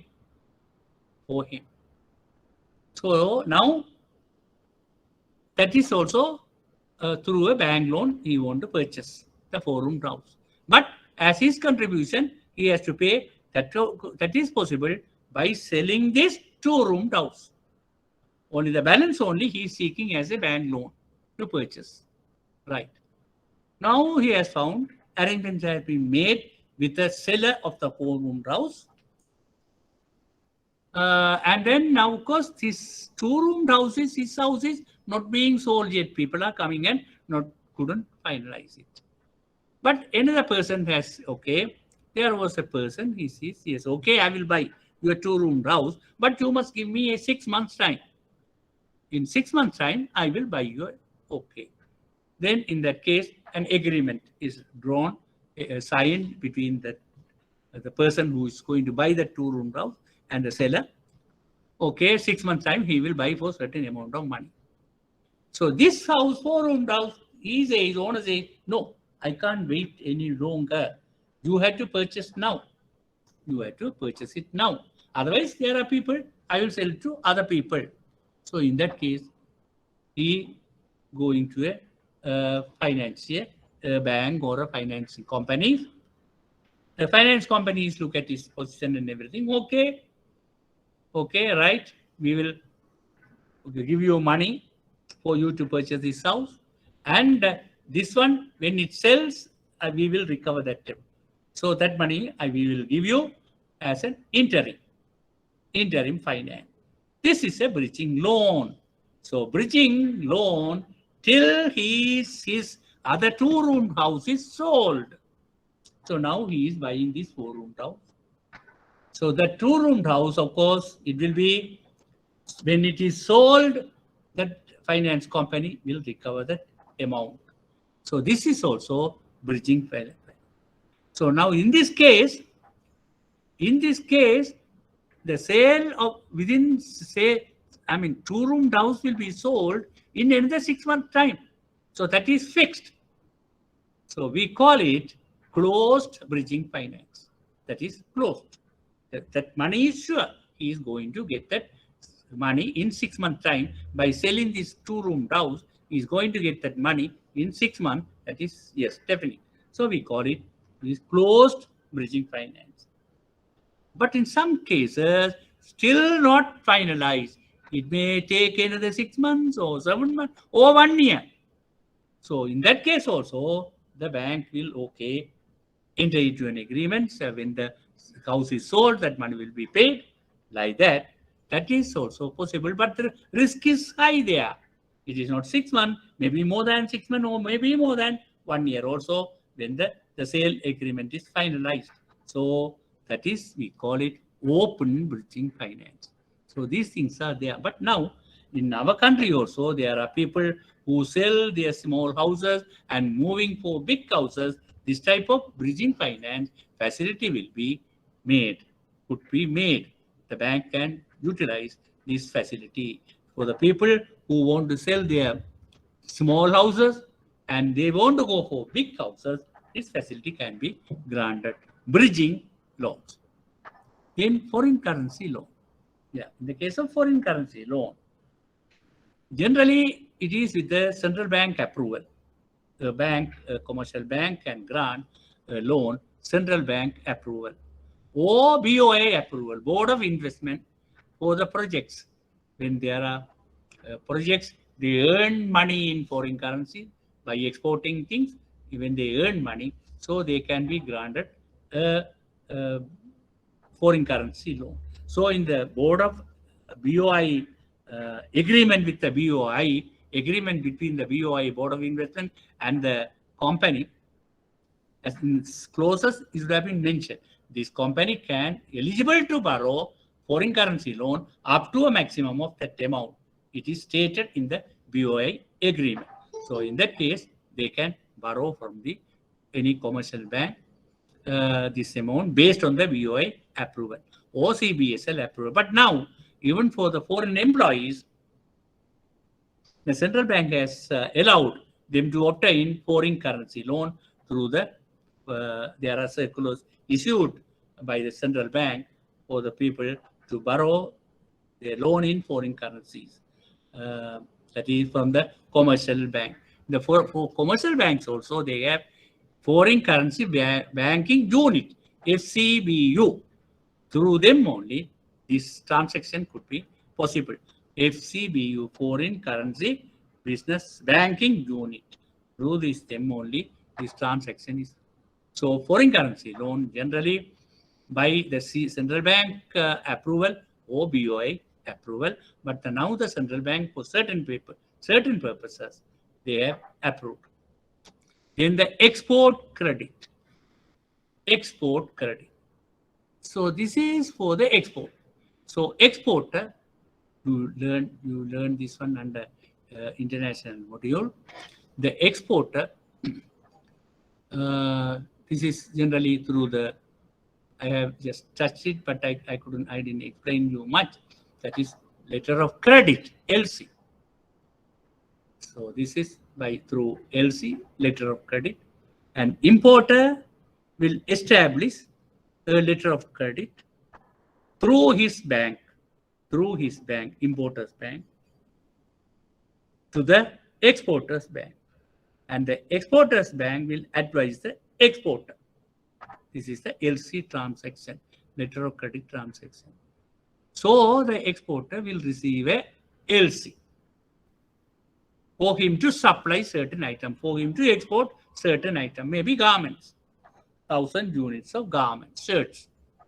An importer wanted from some country, from Sri Lankan exporter. So the Sri Lankan exporter received an LC, letter of credit, for him to supply 1,000 units of shirts. Right. Now, what is, he has no money to purchase the necessary inputs, the raw material, fabric and other things. So with the LC, he is going to his bank.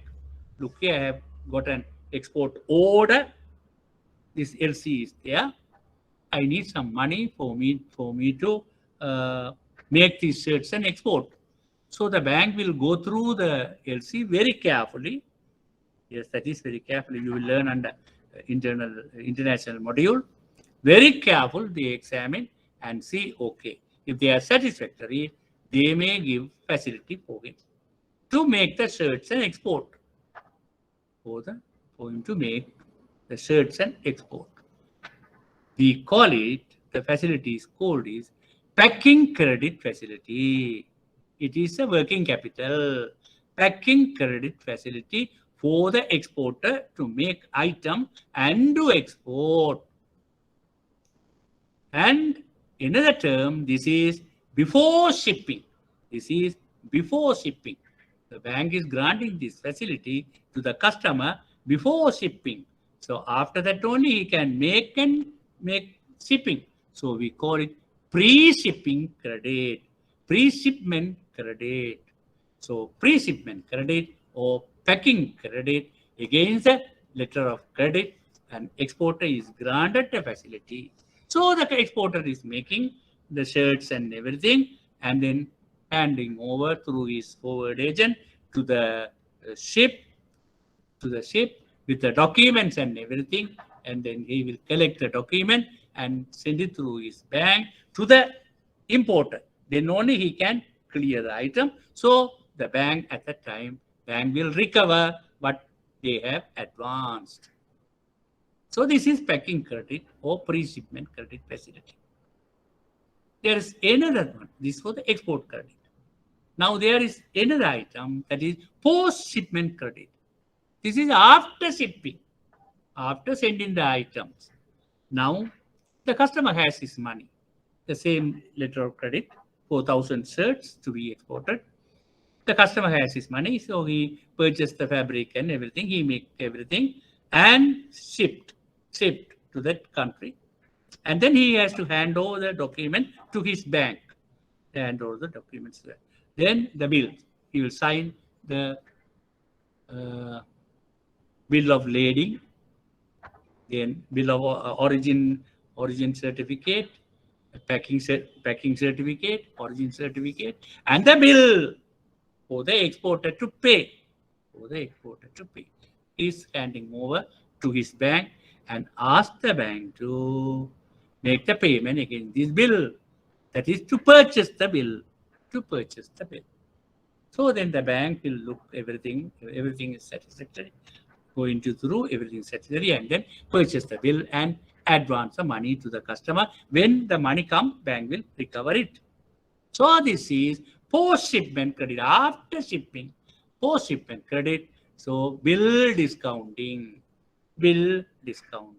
post-shipment credit. So for the exporters also, there are two types of facilities. That is pre-shipment credit, that is another term, packing credit to purchase for the working capital requirement, and the post-shipment credit, that is bill discounting after shipping the goods. So export credit, banks are granting. Then the import credit. So the importer, he is importing certain item from other country, maybe from India. Sri Lankan importer is importing. So there are so many facilities the bank can grant to the importer. The one is a loan. Loan can be granted to the importer. With that loan, the customer can establish the LC and import the machinery, and the machinery comes. With that loan, he can pay and get the document, clear the items. And raw materials he is importing, okay, establishing the LC, everything. Then the raw materials has arrived. He has to clear it. Now he wants a facility. Bank can grant him a facility, pledge loan facility. By getting the pledge loan facility, pay the bank and get the document, clear it, and item is pledged to the bank. Similarly, hypothecation loan to clear the item, hypothecation loan, we call it to retire the LC. That is to pay for the LC. The term we use, retire the LC. The bank can grant a hypothecation loan. The bank can grant a trust receipt loan, which we have learned. And the bank can grant series of loan. Whenever the items come, series of loan or revolving credit. This is for import credit. So these are the basic things. Various types of bridging loans, foreign currency loan, for the export credit, For the import credit, I may explain this export credit and import credit once you have done your international module, then it will be very clear.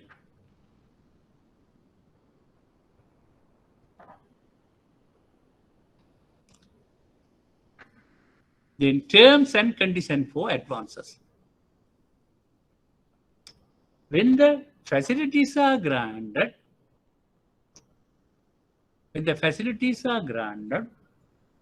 loans, overdrafts, or various other things, there are terms and conditions for the facilities. One is very basic, customers' eligibility. Credit worthiness, that is the customer's credit worthiness. That you will evaluate. Then quantum of advance. What is the maximum advance you are going to grant?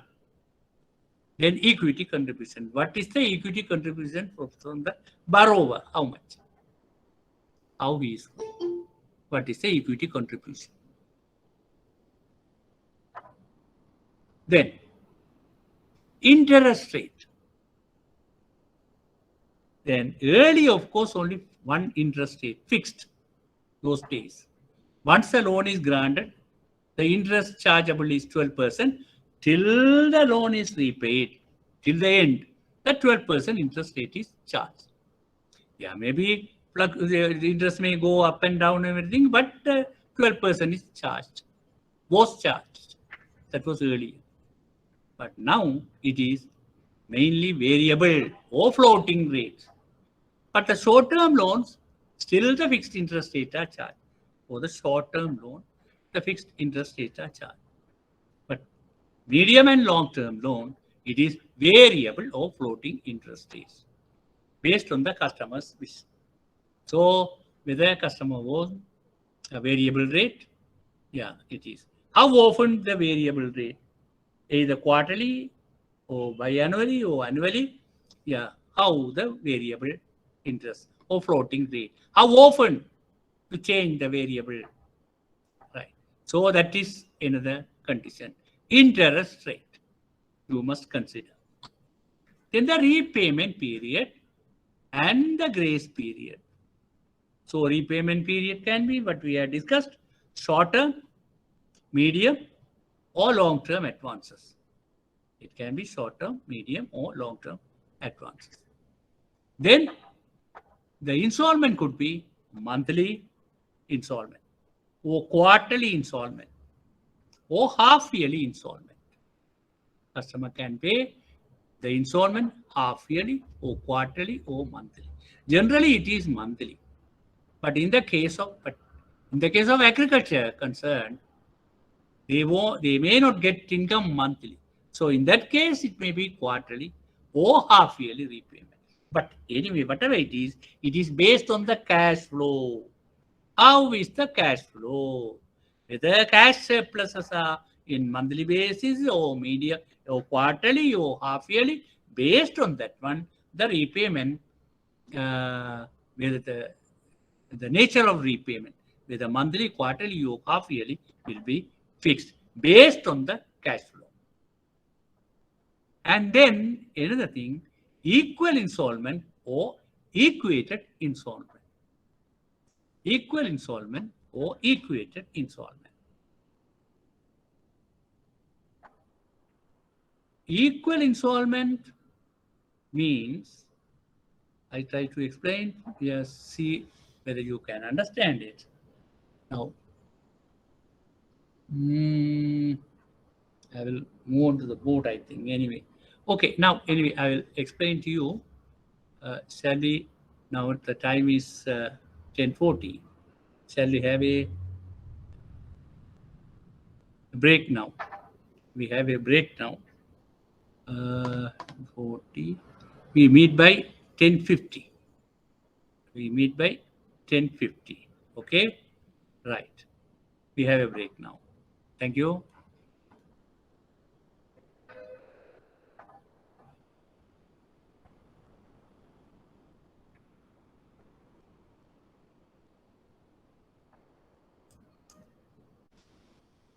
short, medium, long-term advances, and the repayment monthly, quarterly, half-yearly repayment.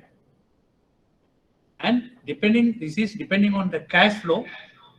I have told you this is based on the cash flow, cash generation. Generally, in the case of agriculture, it may be quarterly or half-yearly repayment.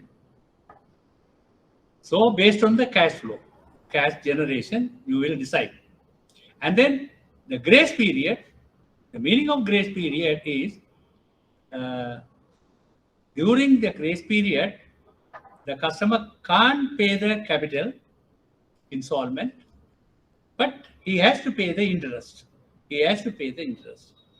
This is also based on the cash flow and the cash generation. So when we start the business, when we start the venture, the project, initially he may not have sufficient cash to pay. So the bank may grant a grace period. During this period, the customer will pay only the interest. And when the grace period is over, the customer will get sufficient cash surplus, then he can pay the capital portion also. So this is the grace period. Then the installment can be equal and equated installment. Equal or equated installment. The meaning of equal installment.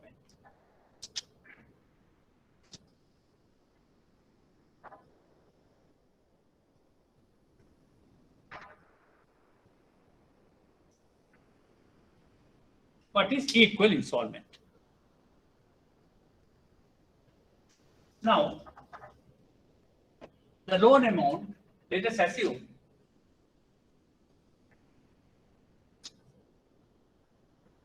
$120,000.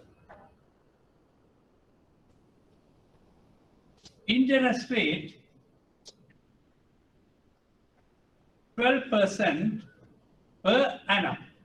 That means 1% per month. 1% per month. The repayment period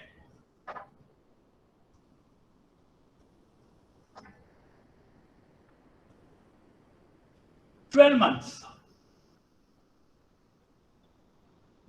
repayment period. So let us assume the loan amount 120,000, interest rate 12% per annum.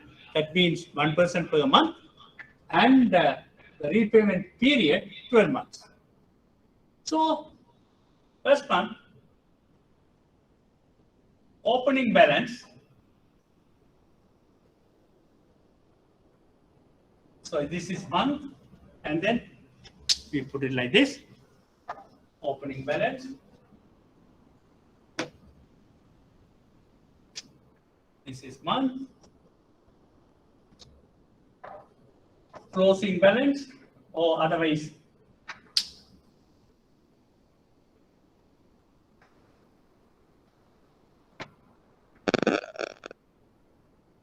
capital payment, closing balance, interest paid. So first month, opening balance 120,000.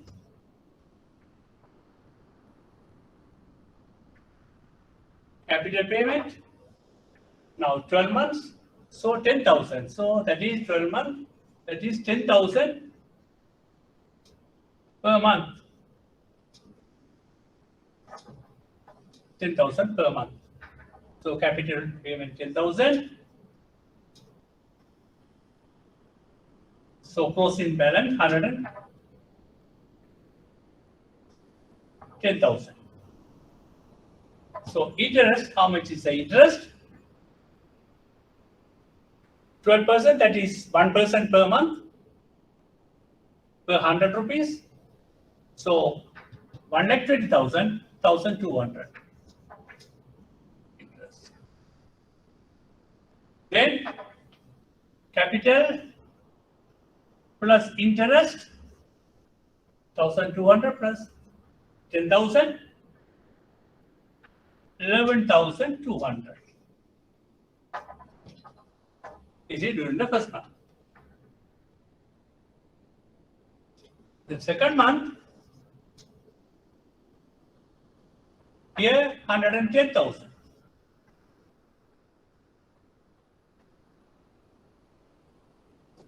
$10,000 paid. So the closing balance is first month, during the first month, closing balance is 110,000. So now it is an opening balance. Again 10,000 capital payment, closing balance 100,000. Interest payment, interest payable, chargeable on the opening balance 1,100. So the capital plus interest now 1,100.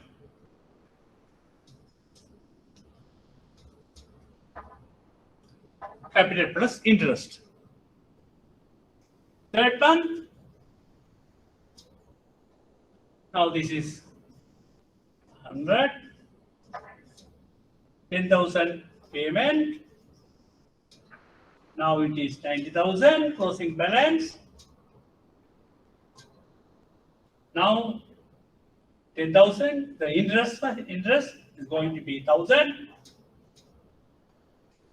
So both 11,000.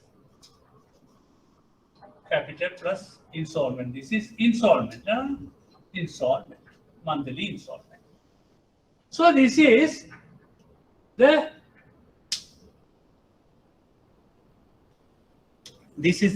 equal installment. Equal installment. Equal means the capital is equal. Capital is divided equal.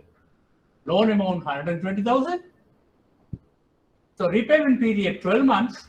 So per month it is 10,000 rupees. The capital equal installment. So based on that, it will go on. So interest is charged on the reducing balance. So first month interest is charged on 120,000. Second month interest is charged on 110,000. Third month interest is charged on 100,000. So reducing balance. This is reducing balance method. And the loan balance also going down. Since the loan balance is going down, interest also going down. Capital and interest installment also going down. It is going down. This is the method, equal installment method. Generally, this is applicable for short-term loan, small loans, short-term loan. This is applicable. Equal installment method. So what is equated installment method? What is equated installment? Now this is yes.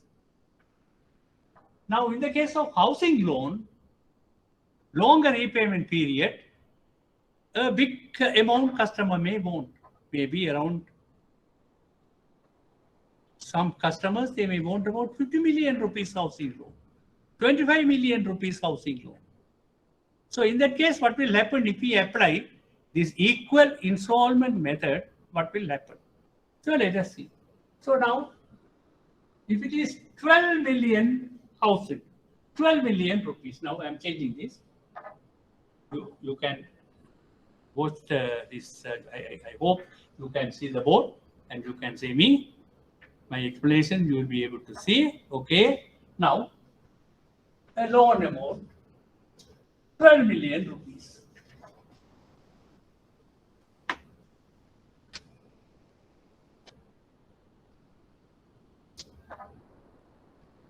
₹12 million loan.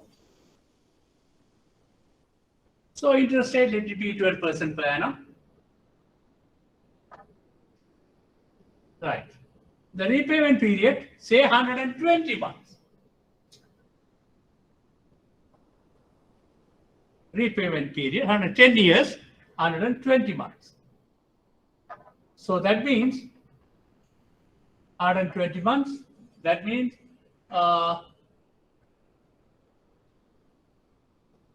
1 lakh rupees per month.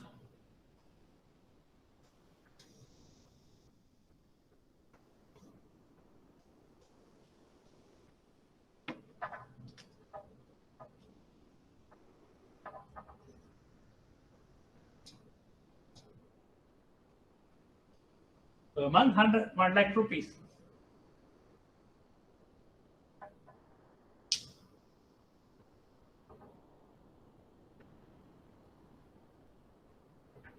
If we apply this equal installment method,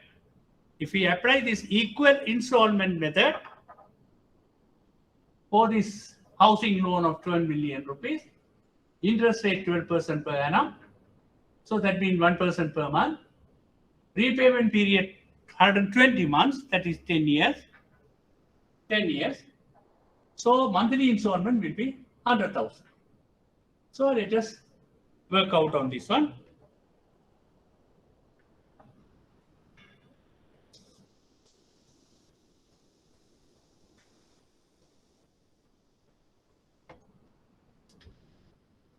Opening balance 12 million.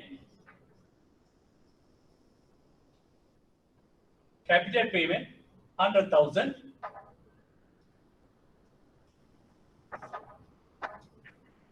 So the closing balance 11.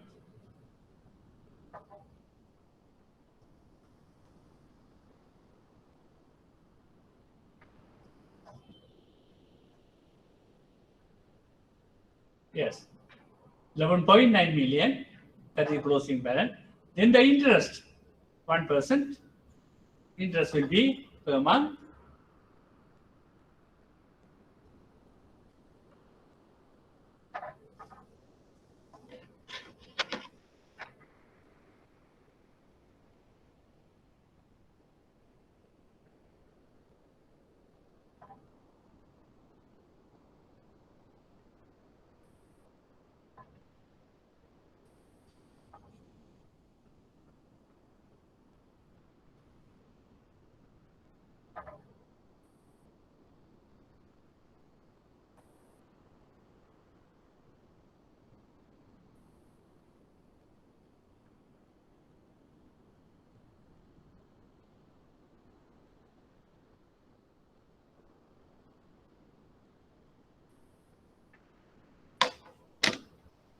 $120,000.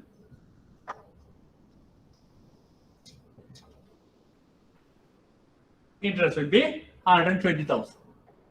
So capital plus interest is going to be 220,000.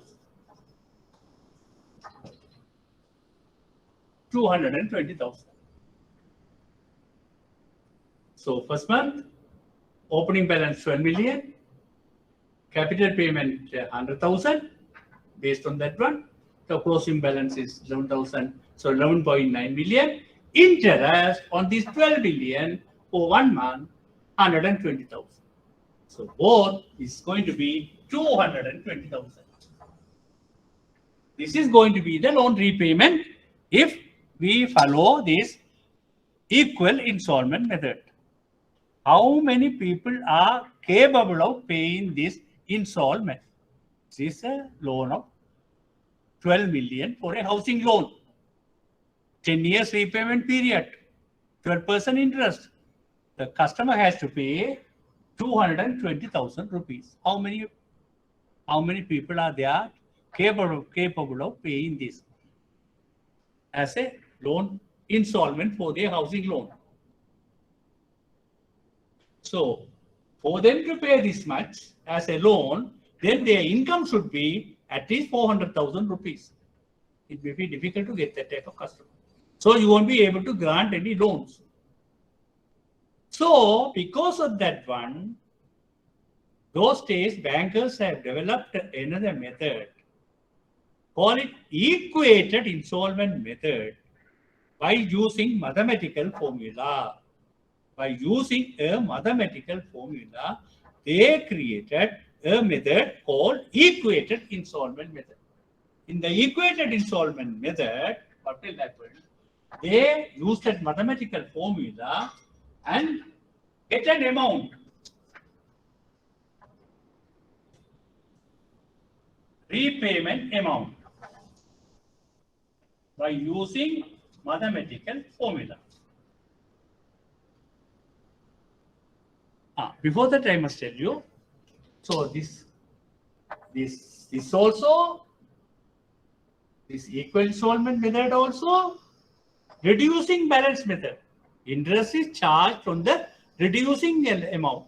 So diminishing balance method or reducing balance method, the equal installment method, right?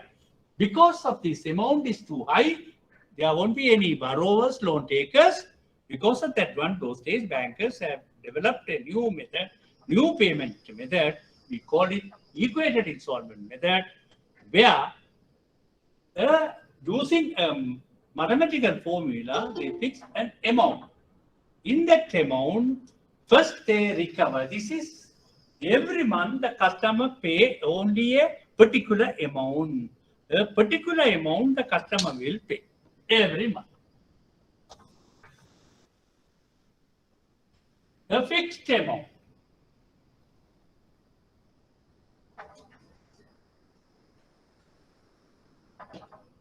A fixed amount paid by the customer every month. That fixed amount, they get that fixed amount by using a mathematical formula. They get a fixed amount by using a mathematical formula. So this amount, based on the loan amount,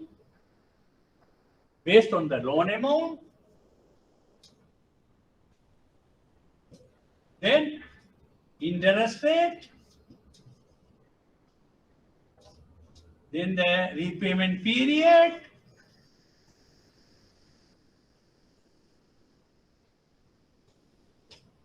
by using the mathematical method, they will get a fixed amount.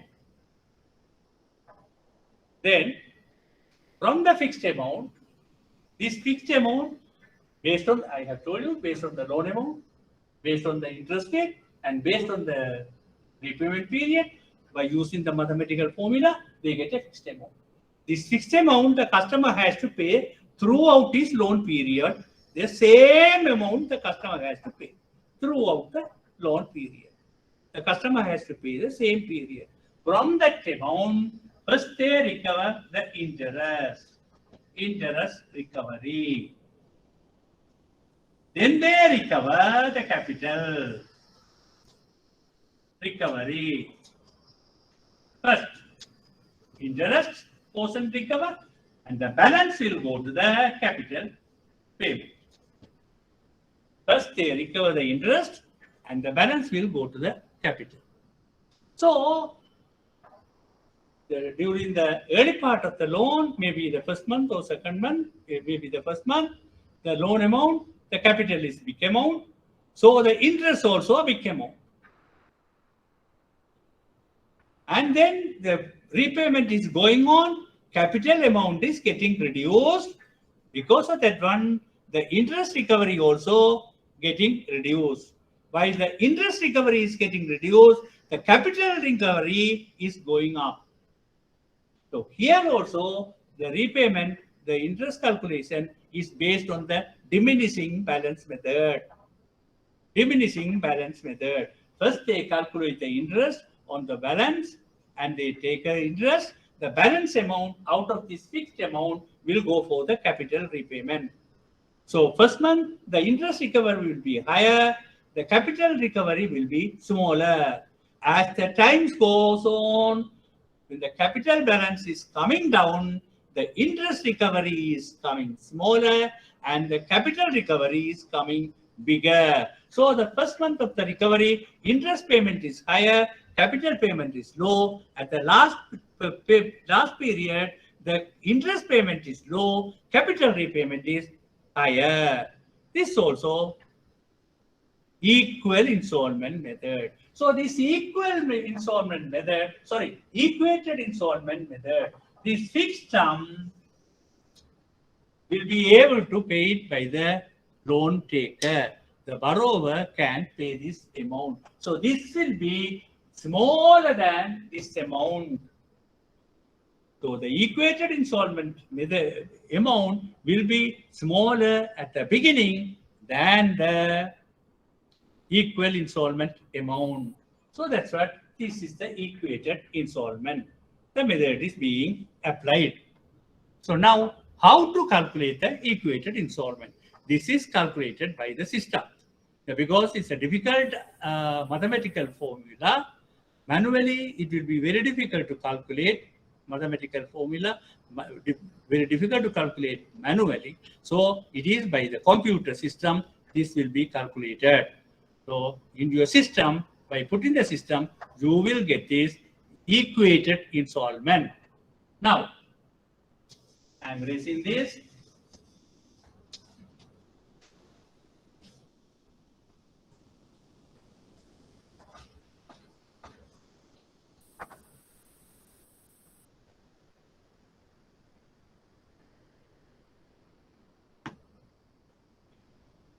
In the computer, there is a PMT function, Excel, Excel package. You can go to Excel spreadsheet, put an equal sign, and then PMT. Then the computer will prompt you. Computer will ask you, what is the interest rate? Say interest rate. You put the interest rate. Generally, we use the interest rate annually, but here, if your repayment is monthly repayment, if your repayment is monthly, you divide it by 12. So, monthly interest rate you have to give. This is decimal, in decimal. This you have to give in decimal, not percentage. You have to give by decimal. Then put a comma. Then what is the period? What is the period? If it is 121, 120 period. Repayment period. So this is for monthly. Then bracket, then amount 120 million. 120. Here don't put any commas. No commas here. Here these are the commas. Computer will recognize. Here don't put any commas to differentiate.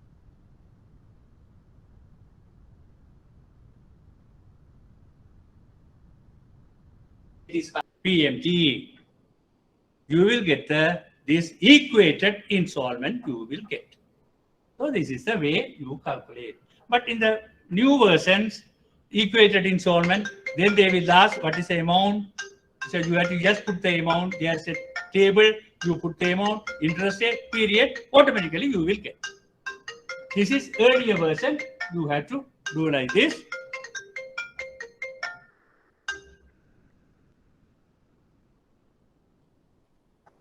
So this is the PMT function. Only thing you will get the answer in the red color, that is negative. To make it positive, you put a minus here. You put a minus in front of the PMT. So you will get the positive answer. So this is your equated installment. Now you may understand equal installment and equated installment. Why the equated installment? Because on the equal installment method, big loans, and longer repayment period loan,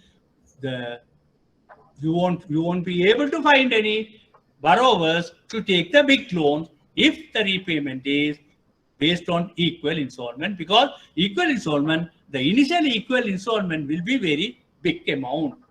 So because of that one only, the equated installment method came in. Right. So now you understand equal installment and equated installment. Then the securities and collaterals and the other conditions covenant. So these are generally terms and conditions for advances. Once again, we go through customer's eligibility, credit worthiness. You have to consider the credit worthiness of the customer. Then you have to consider quantum of advance, how much the customer owns, equity contribution, how much is his contribution, in the interest rate, whether it is fixed or variable or floating. Right. So in the case of small loan, short-term loan, fixed interest rate, or others, variable or floating interest rate. In the interest repayment period and grace period, I have explained the meaning of grace period. The repayment period, it can be short, medium, long-term, and the installment can be monthly, quarterly, half-yearly, based on the cash generation, cash flow. Even the grace period also you will allow based on the cash generation, cash flow. Then the equal installment and equated installment. In the case of small short-term loan, equal installments possible, but in the case of big housing loan, you have to apply the equated installment. Even other loans also equated installment, and securities and collateral we will look at now. Securities and collateral. There are various types of securities or collaterals banks are taking. Cash deposits banks are taking. Customers' fixed deposits also they can keep. Savings, fixed and saving certificate, NRFC, RFC, you can take as a securities. Against that one, you can grant the facility. And then special collateral funds. This is in the case of poverty alleviation program or microfinance program, special collateral fund. Sometimes some foreign organization, voluntary organization, NGOs, they want to identify certain area, certain village to help those people of the area. They would have selected about 100 families to grant them some loans for them to start some livelihood activities, income earning activities. So approach a bank, they will negotiate with the bank, they may tell, we will keep you 100 million rupees with you. Keep as a security and grant, we have identified certain people in this area, 100 families, to each families, you give some money as a loan, recoverable loan, say about 10,000 rupees to each family to start some livelihood activities. And you recover. If you are unable to recover, you take it from this fund. You keep this fund as a security. So that type of thing, we call it as special collateral funds kept by the international or local NGOs. Against this, they want the banks to grant facilities to certain identified families for their livelihood activities. And then this is one category. Cash deposit, saving, fixed, saving certificate, NRFC, RFC or special collateral funds, cash. Then the near cash. Insurance policies are the good securities. Bank generally willing to take. And then treasury bills, another good securities. Insurance policies and treasury bill. These are near cash securities. In the immobile, yes, land, building, machinery fixed to the soil, the bank take.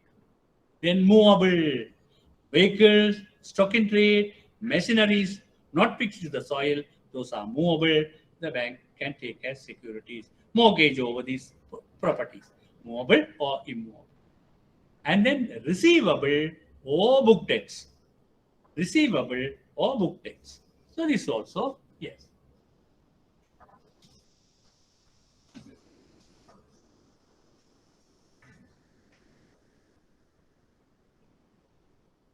Receivable, book debts. This term receivable and book debts you find in the balance sheets. The term receivable or book debts, you find these things in the balance sheet of companies which are doing business or manufacturing or industries. In the company's balance sheet, you can find this term, receivable or book debts. And in the balance sheet also, you will find out under the category assets. That is also under the category of current assets. And find under the category of current assets, you find this receivable or book debts. So what does it mean, receivable? The amount trade receivable by the company from the traders, from the debtors, or the book debts. How it is originated, how it comes, some companies, maybe like Singa Sri Lanka or Abans. So they sell items like TVs and consumer durable items, TVs, refrigerators, washing machines, and on credit they sell. On credit, they sell. So maybe on 12 months repayment program, they sell. So customers take them and pay back during the period of 12 months. So that will be reflected as the trade debts or book debts or receivable or debtors, trade debtors. This is so these are the amount receivable by the company, maybe Singapore, Sri Lanka or Abbas, by from their customers who took the items on credit. So this will be recoverable. This money is due to the company. So this also can be taken as a security. But before that, we have to do one thing. We have to analyze those receivables or book debts because there also can be defaulters. So you have to identify whether there are defaulters to that company. So some insolvent may be overdue. If they would have sold the fridges, refrigerators, or washing machines, or TV on 12 months repayment program, on 12 months, 12 installment repayment program, if some installments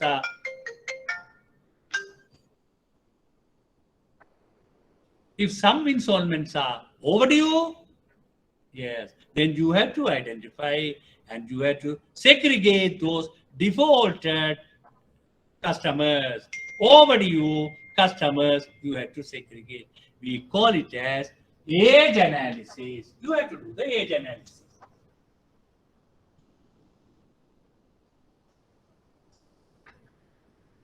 Age analysis. You will be doing the age analysis and segregate those defaulted customers and take the good customers and balance and take the balance as the security receivable book debt. But in this one, of course, you won't be doing for all type of customers, only in the case of big corporate customers only this can be done. Big corporate customers only, you can take their receivable and book debts as the security. Right.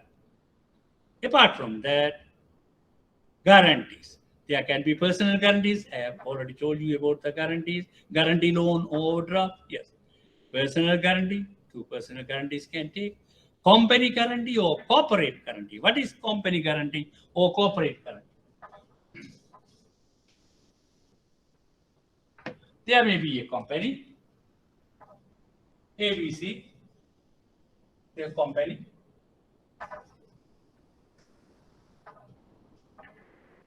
Then under that, so this may be a parent company. We call it parent company, PAREN, parent company. So under that one, there may be other companies. Those are subsidiaries of the parent company. Subsidiaries company. Then subsidiaries company mean in this one, the parent company's shareholding is more than 50% shareholding. That is parent company. Parent company shareholding is more than 50%. Then it is subsidiaries. If it is less than, it is also 50%. More than 50% subsidiary. If it is less than 50%, then it is associate company. Associate company. So we call it group of companies. These are group of companies.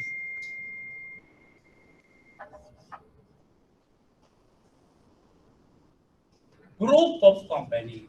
So in a group of companies, there will be a parent company and there are subsidiary companies. So when a subsidiary company is taking a facility from a bank, the parent company can guarantee it. So we call it company guarantee or corporate guarantee. When we say company guarantee or corporate guarantee in a group of companies, when a subsidiary company takes a facility from the bank, the parent company can guarantee.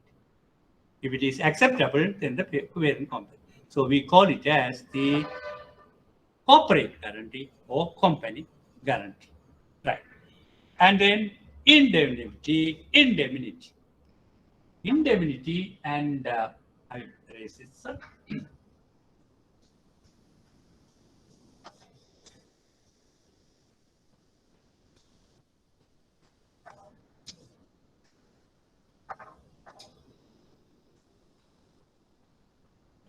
So in the case of liability, it is primary liability.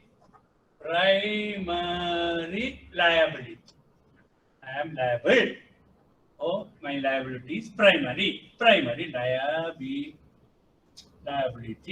and then secondary.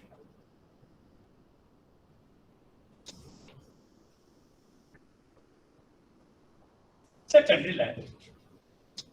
In the case of guarantee, when a person guaranteeing another person, he accepts the secondary liability, that is guarantee.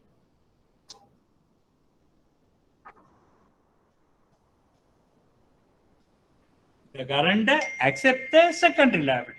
What do you mean by secondary liability? If the customer doesn't pay, I will pay.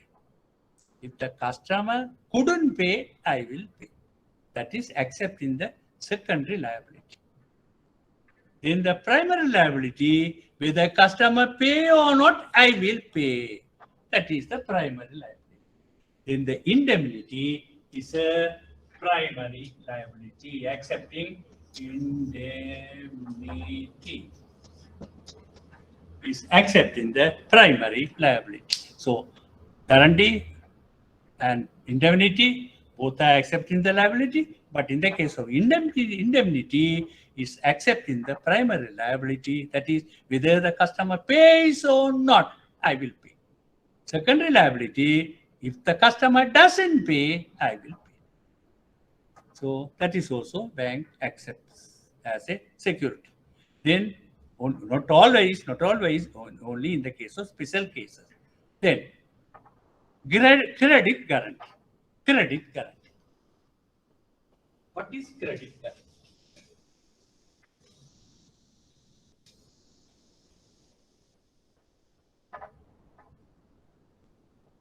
There are two things. One, of course, I have explained to you earlier, that is refinance facility.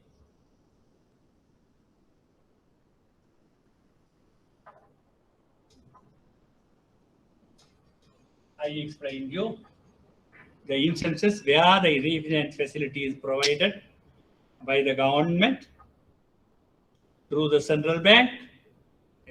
Yes. Now it is also something similar, credit guarantee. Now the meaning of credit guarantee, for the priority sector lending, especially the agriculture or industry sector lending, commercial banks are reluctant because the default rate is high, and the bank has to grant large number of small amount loans. Loan amounts are small, but the number of loans are large. So the administration cost is high. So their profit margin will go down. Because of that one, commercial banks are reluctant. Mainly because the default rate is high, especially agriculture or industrial sector. Then the government will say to the commercial bank, okay, you grant the loan, for identified sectors, and government will tell this much amount, the eligibility of the customers, everything, you grant the loan. If they default, we will pay you. If they default, we will pay you. So initially for the agricultural lending in 1970s, mid-70s, for the agricultural lending, the government provided 100% credit guarantee. So the commercial banks, especially that time, mainly Bankers Loan and People's Bank, granted loan to the farmers' production loan. They gave. And when at the same time, the bank, of course, made the application for the credit guarantee facility also. They made the application. When the farmer default, they made the application and get the 100% guarantee from the government. That is credit guarantee, generally by the government grant to the commercial bank for priority sector lending credit guarantee. Then this credit guarantee reduced to 75%. Then this 75% reduced to 50%. And now, of course, in the case of agricultural lending, small farmer credit, production lending, no credit guarantee. But for the SME lending, still the credit guarantee is provided by the central bank. Central bank is providing the credit guarantee for the SME sector. Right. This is credit guarantee. It's a security available to the banks from the government. Then, inter se guarantee.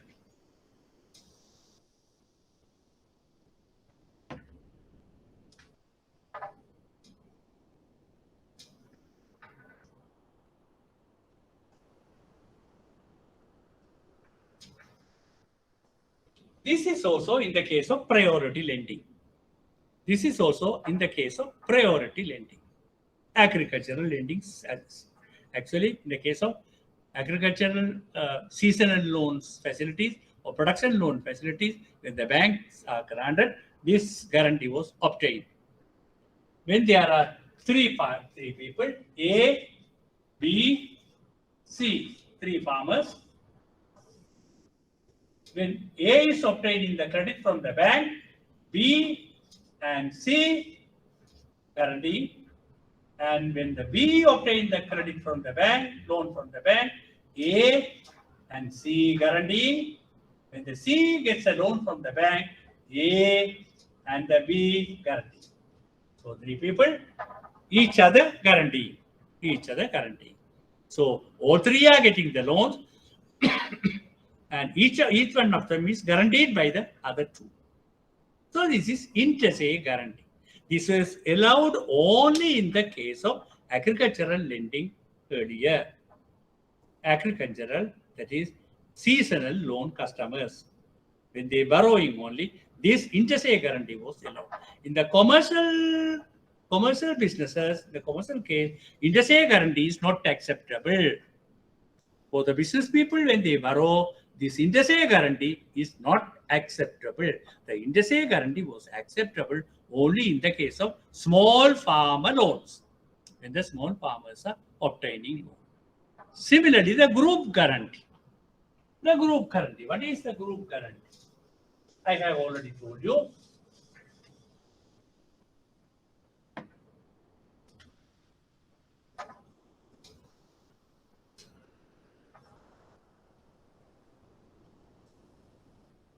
Group guarantee. This is the poverty alleviation program, microfinance. Under microfinance, poverty alleviation program. So group formation, self-help groups. Self-help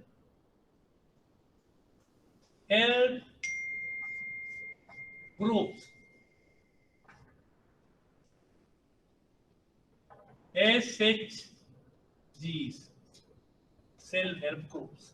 So to alleviate poverty, this is a program sponsored, and there are groups, group formation. About 4 to 5 people in a group. They form the groups. 4 to 5 people, the group. So many groups formed. That is poverty-stricken people. They would have made them the groups. So there are so many things. Of course, they have to social mobilization, various things. There is a special program, Diploma in Microfinance, conducted by the IBSL. IBSL is conducting in the program Diploma in Microfinance. This is especially the poverty alleviation program. Under that one, yes. So and they are, of course, the group formation. So they have to follow so many things. But now finally, they are eligible to receive the credit. Only thing, in a group, initially only 1 or 2 people will get loan. And the other people will guarantee these 2 people. Other people are guaranteeing the people who are getting the loan. So they are also responsible for these people to repay their loan. If they don't repay, others also won't get any loan. If they repay, the other people will get the loan in due course. So this is, here we call it group pressure. So these people will pressurize the people who obtain the loan. Please pay your loan. Then only we can take our loan. So there will be a group pressure that makes the people, the loan borrowers, for them to make their repayment. It is there. So we call it group guarantee. Group guarantee. So interstate guarantee. Now this is group guarantee. Then blanket guarantee.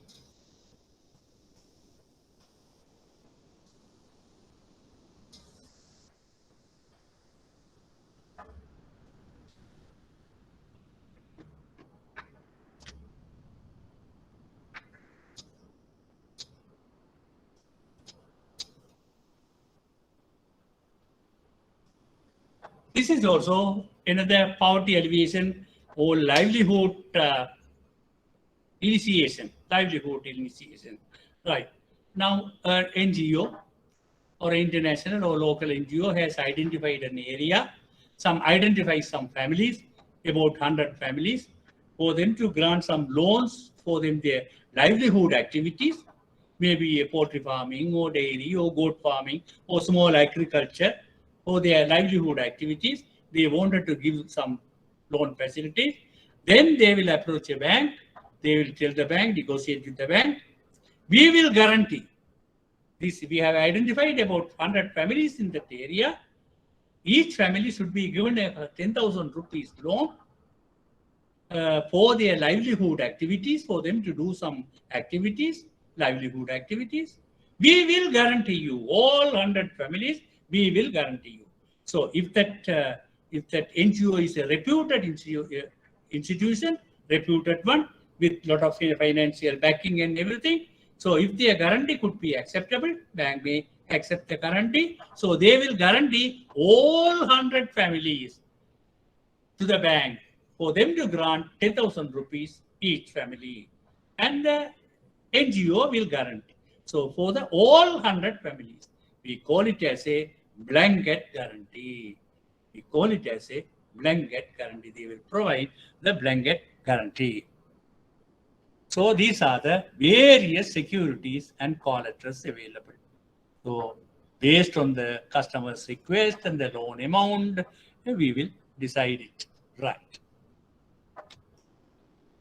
So this is.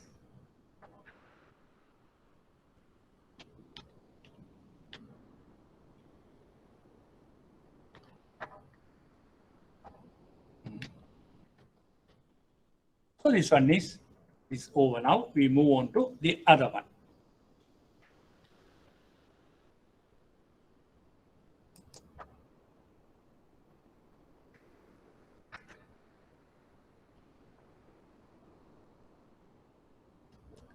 Right. We move on to another item now. Today, now in this one, we are going to discuss about the credit appraisal. So credit, of course, there are four major categories. Four major categories. One is consumer credit. Maybe I would have discussed this one earlier also. When we know how, I will repeat it. Consumer credit. So they are the personal loans. When you speak about consumer credit type of loan, personal loans, these are short-term or medium-term loans. Individuals or joint borrowers can take this loan. Individual borrowers or joint borrowers take this loan to purchase consumer durable items, maybe a washing machine or a TV or a refrigerator or maybe a motorcycle or a car. It's a personal loan facility. These are coming under consumer credit. And the other one, mortgage loan, housing loan. This is also consumer credit. So these are long-term loans. The mortgage of housing loans, mortgage loan. So these are consumer credit. The things about the consumer credit, the repayment is analyzed based on the present level. The repayment, whether it is possible from the present repayment capacity. Present repayment capacity is assessed. This is consumer credit. Then the commercial credit, the business facilities. So that also can be classified into two: small and medium commercial loans. Small and medium commercial loans. So these are sole proprietorship businesses or partnership businesses, maybe small sole proprietorship or partnership businesses. These are small and medium commercial loans. Then the corporate credit, big, large-scale businesses, private limited liability company or public limited liability companies or corporations, they are coming under this corporate credit, right? And then development credit. So this is for the development purposes. I have told you microfinance or microcredit. There's a diploma of microfinance. Diploma in microfinance is conducted by the IBSL. So development credit, microfinance or microcredit. And then the project finance. This is the SME credit. When we call project finance, this is SME finance, SME credit. So the both are for development purposes, development credit. Microfinance, microcredit, self-employment credit, self-employment, and then the SME finance, that is project finance. And finally, international trade credit. This is for the import and export. So these are the four major categories coming under the bank credits. But the international trade credit is also a commercial credit. The big corporations, they will also take import and export finances, they will take. But only the type of product is different. Because of that one, and we keep this international trade credit as a separate one. If not for that one, international trade credit also a commercial credit. That also commercial credit. So these are the four major categories. And you can specialize in each of these categories. There are people specializing in these categories. The bankers who are specializing. Consumer credit evaluation. So when the customer is coming for a consumer credit facility, how you will analyze, how you will appraise it. How are you going to appraise it? So consumer credit evaluation, there is a 5 C's method. That is a tool. You have to analyze a consumer credit customer's request in a systematic way. Rather than in a here and there, in a systematic way, within a short time spell, you have to evaluate. When you do it systematically, you can do a quick analysis. So for that purpose only, some senior bankers, they have developed this 5 C's method for you to do analysis in a systematical way.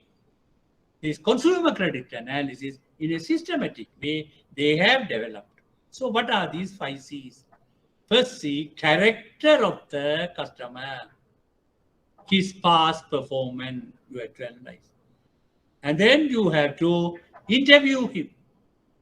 Sometimes you have to visit him, collecting the factual information about the customer and evaluate the customer's character. First C. Then the second C, the customer's repayment capacity. Then the customer's and his or her contribution. How much he or her can contribute for this venture, for this purpose. Then the collateral. Then only the collateral or the set. The first 3 you can assess whether the customer's credit worthiness. Customers can repay his facility if he grant. And then you go for the collateral. And finally, what are the conditions for this loan? What is the purpose? What is the interest rate? What is the repayment term? Whether he needed grace period? All those things come. These are the 5 C's method. For you to do a systematic analysis within a short time period. Otherwise, you may take a longer time period. If there is no systematic way, you take a long time. So for you to do a systematic analysis, this is introduced by those days very senior bankers. 5 C's method. So we go one by one. Character of the customer. Character of the customer. His willingness to repay. Customer of the customer. First thing, when we take a loan, his willingness to repay. There are people, they take a loan, they are not willing to repay it back. There are people like that. There are people like that. Some people, of course, whatever the difficulties, they will some or other repay their loan. There are some people, though they have the facilities to repay, they are not willing to repay. There are people like that. So, first one, his willingness to repay the facility. You have to establish that one. Based on his past record, or we call it track record. So you have to analyze the customer's, the person's track record. History of the accounts with the bank. How his account is with the bank. You analyze the history of the account which he maintained with the bank. Whether he kept good control over the money in the account in the past. So whether he conducted his account very satisfactorily, whether he had a good control over the money in his account or spendthrift. In the past, how he performed, you analyze. Then performance of his past borrowing. So if you have borrowed earlier, how was its performance? Whether he repaid regularly or irregularly or defaulted, whether he is in a default record, if any as a borrower, as a guarantor, you have. Then dealing with other banks. So this is with your own bank.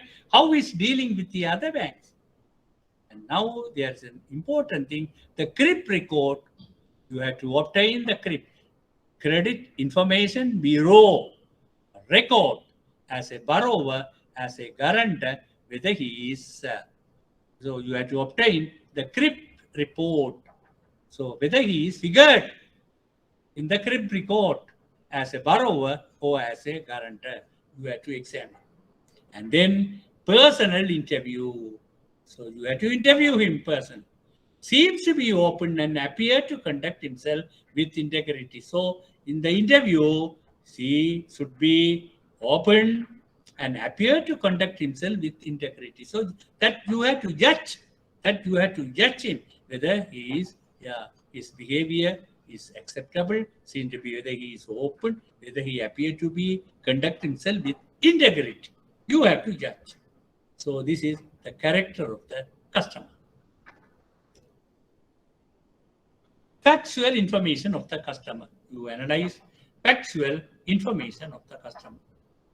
Customer's personal stability, and then age and health of the customer, wealth of the customer, his income and expenditure, his contacts. So these are in regard to the consumer credit customer. Consumer credit customer, the factual information you have to collect and analyze. That is customer's personal stability, his age and health of the customer, his wealth, his income and expenditure, his contacts. You have to.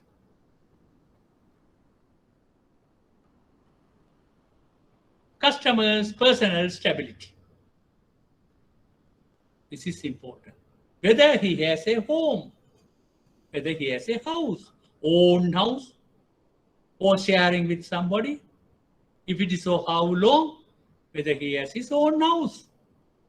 That's one important thing. Then status. Customer status. Whether he is married, whether he is divorced, widower, number of children he has, or a person with other dependents. You have to analyze. Generally, a married person is stabilized. Mean he, of course, with responsibility. He is with a responsibility rather than a bachelor. A married person is with a responsibility. So that you have to analyze the status, the customer's status, his personal stability. Then the occupation. What is his occupation? What does he do now? Local employment or foreign employment? How long? Whether he's a permanent employee, casual, or on contract employee. So if it is permanent, okay, good. If it is on contract, if the contract is over, what is going to happen? If it is a casual, only yes. And then he can be stopped. So all these things regarding this occupation, you have to take. That is, customers' personal stability, you have to analyze and satisfy. Whether he has his own house, so sharing or rented out house, whether he is living in a, so sometimes the period is over, he may shift from one place to another place, he may shift. So then you have to go in search of him.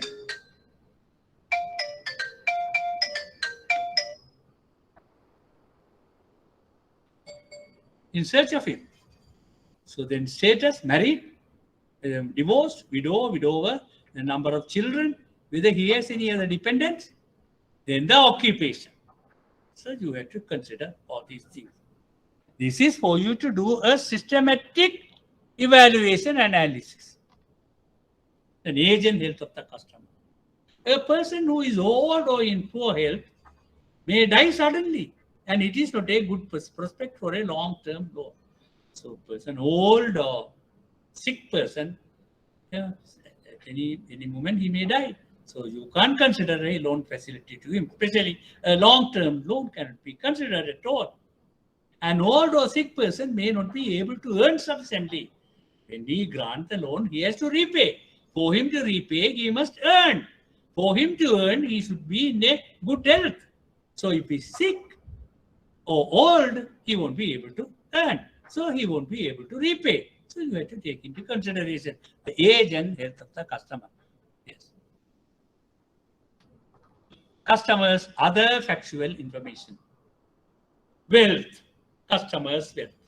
That is also another important factual.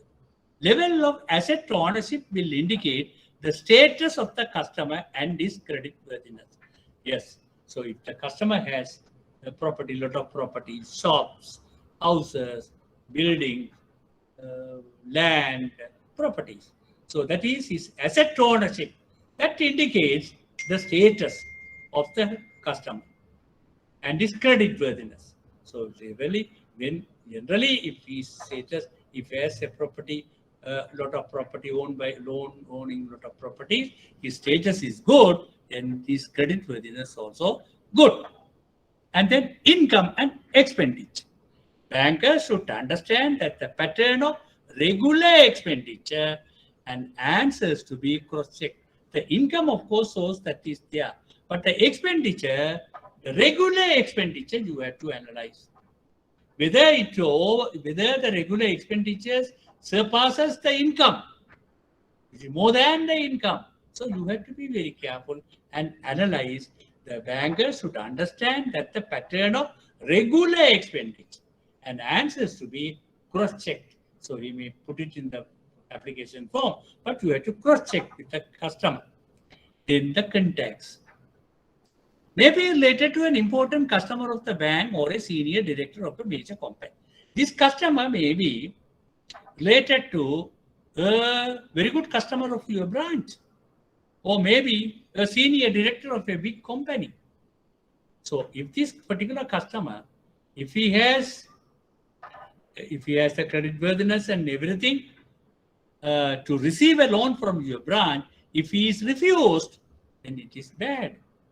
Because he may go and tell that director or his relation who is another good customer of your branch, look here, I am eligible to receive the credit from this branch. This manager refused. So that will be very bad, reflect very bad on your branch, on you. This will be a bad mouth of word. It will be a bad mouth of word. On the other way, if the customer is eligible to receive a credit, if you give the credit in time, he will go and price about you and your branch to his big customers or the big director. That will carry a good word of mouth. May be related to an important customer of the bank or a senior director of a major company. It may be necessary to create goodwill. That will create a goodwill, a good mouth of word will go about you and your branch. So it may be necessary to create a goodwill or to avoid bad will, but not to consider merely on contacts alone. So that is another important thing. Before the contacts and everything, his creditworthiness you must establish, his repayment capacity you must establish. So don't consider purely on contacts alone. He may be connected to a lot of big people. If he is eligible and if you grant the facility, it may carry a good word of mouth.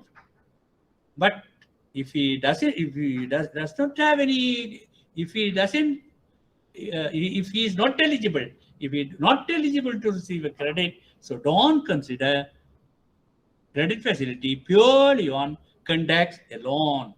Don't consider.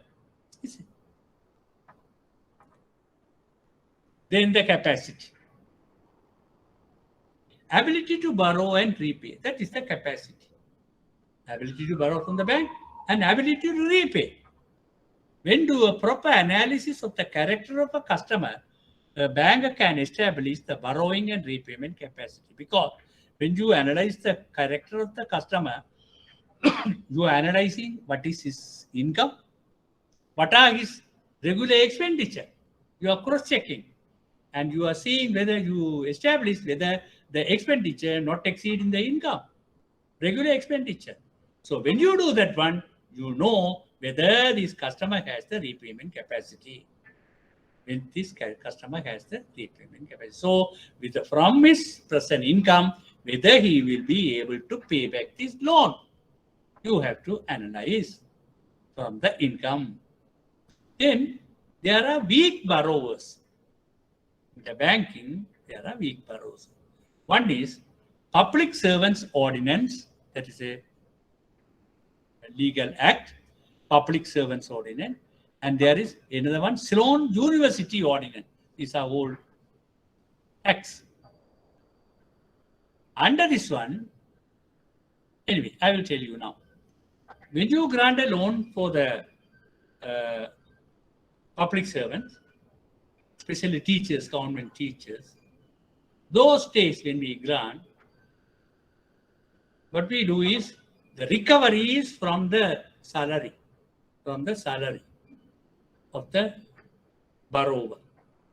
So when the borrower comes to the bank for a facility, then we will send a note, send a letter to the education department, giving the detail of this customer, whether they will recover his installment from the salary, whether we are going to grant him a loan, this is the monthly installment, whether they can recover from the salary and remit to the bank.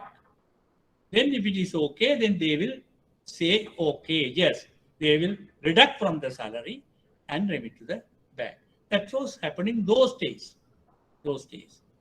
That is, the education department, when the teacher is borrowing, the recovery is through the education department from the salary directly. In that case, if the total reduction exceeds 60% of the gross salary, if the total reduction, including the bank loan reduction, if it is exceeding 60% of the gross salary of the person, and even if we default, we can't go to the court. Because total reduction should not exceed 60% of the gross salary. Total reduction. If the payment, if the recovery is from the salary itself, if the recovery is from the salary itself, if the reduction exceeds 60%, even if we default, you can't file. You can file, but the case will be thrown off. So there is a condition that the total reduction should not exceed 60% of the gross salary if the recovery is from the salary itself directly. But now it is not like that. Now the salary is coming direct to his bank account. Now the arrangements are made, the salary of any employees. So earlier it was applicable only to the government employees. Now it is applicable to everyone. Everyone. If the recovery is from the salary, from their salary, recovery is from their salary directly, then the total reduction should not exceed 60% of the gross salary. Anyway, now the salary is coming to the bank account, their account. So from the account, of course, we can recover. From the account, we can recover. There is no restriction like that. So this type of customers, the Public Servants Ordinance, Ceylon University Ordinance, this type of customers, when we were granting loan those days, we were very careful. So we call them weak borrowers. Weak borrowers. But now you may see, even this condition, the banks are following it. When you borrow from your own bank is looking at whether the total reduction exceeds 60% of your gross salary, whether it is from your salary or from your account. When the bank is granting a loan to you, you are working in the bank, to you, bank is looking at whether the total reduction not exceeding 60% of your gross salary. So these are weak borrowers. Repayment capacity. Then capital and its contribution. Banker must ensure that the amount requested by the customer is reasonable for the purpose. And it is not too much or not too less. So you must see that what the customer requests, that the amount is reasonable for the purpose. It is not too much or it is not too less also. If it is too much also, what will happen? He may go and spend the money in some other unproductive purposes, for some unproductive purposes. Then he may find it difficult to repay the loan. So too much also. If it is too less, what happened? He won't be able to complete his purpose because the money is not sufficient enough. What he borrowed from the bank is not sufficient. So the work may be in a halfway. So again, he won't be able to pay you back. So because of that one, you must analyze and grant a reasonable amount. Too much money or too less money, also bad. Yes. So bank also ensure that a reasonable equity contribution from the customer. You must also ensure for the purpose a reasonable equity, that is the customer's contribution also should come. That is generally 25% or above should come from the customer.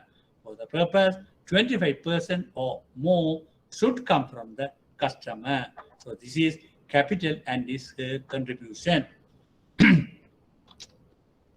Then the collateral.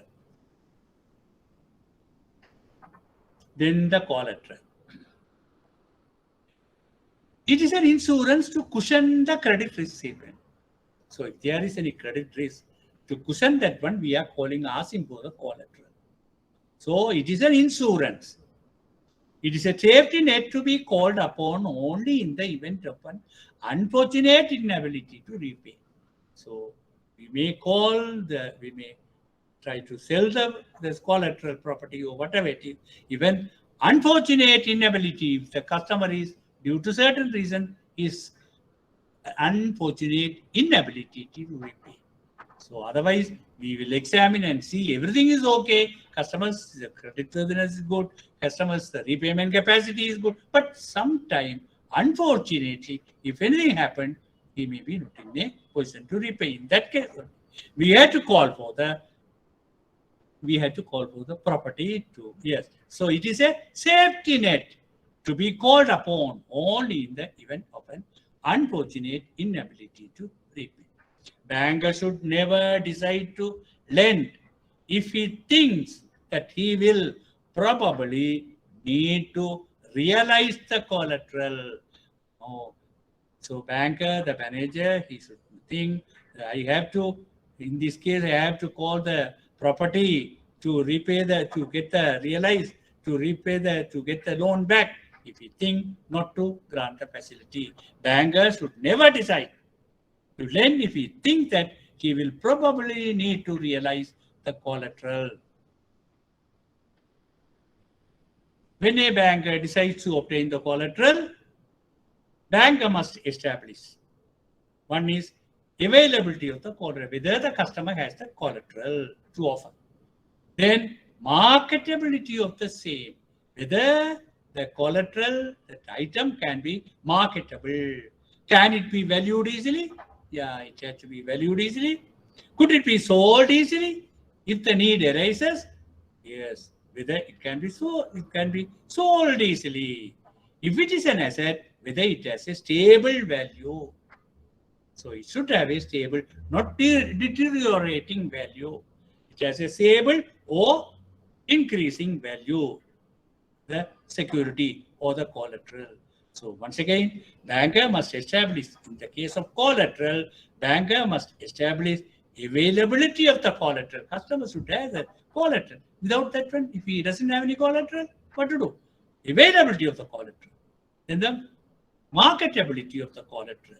Whether it can be marketable, yes. Can it be valuable? If you want to market it, then it could be valued. So whether it could be valued easily, could it be sold easily if the need arises? If it's an asset, whether it has stable value. And then enforceability. The enforceability for that one, if you are taking a collateral as a property as a collateral, then the type of document to be taken. So what type of document you are taking? No, different type of collateral, different type of documents the bank has to take. So the manager or the credit officer should know for the property mortgage, for the land and building, mortgage of land and building, what sort of document, for the mortgage of vehicle, what type of document, for the mortgage of or the hypothecation of stock in trade, what type of document you should know. For the guarantee, what type of document. So these are legal document. So the type of document to be taken, and then ability to complete the document. The document should be completed. The document should be completed correctly. If there are any mistake done, any omission is done, then if it happens to go to court, your case may be thrown away because there are flaws in the document. So you must know the enforceability of the collateral that depend on the type of document to be taken and the ability to complete the document. You must be very careful in this type of thing. Securities forever. Easy to value. The security should be easy to value. Then EV, it should be valuable. Then easy to charge. That means creating a legal charge over the property. Easy to create legal charge over the property. ER. And then if it need arises, it should be sold and realizable. It should be realizable. So EVER, security is forever. Easy to value, valuable, easy to legally charge, and realizable. Okay. Now today, of course, we stop with this one. We continue with my next session. Hope because it will go for some more time. I will stop with this now. We will continue with my next session. Okay. Thank you very much. If you have any questions, you can ask me now. I have already given you my phone number also. You can telephone and ask me also.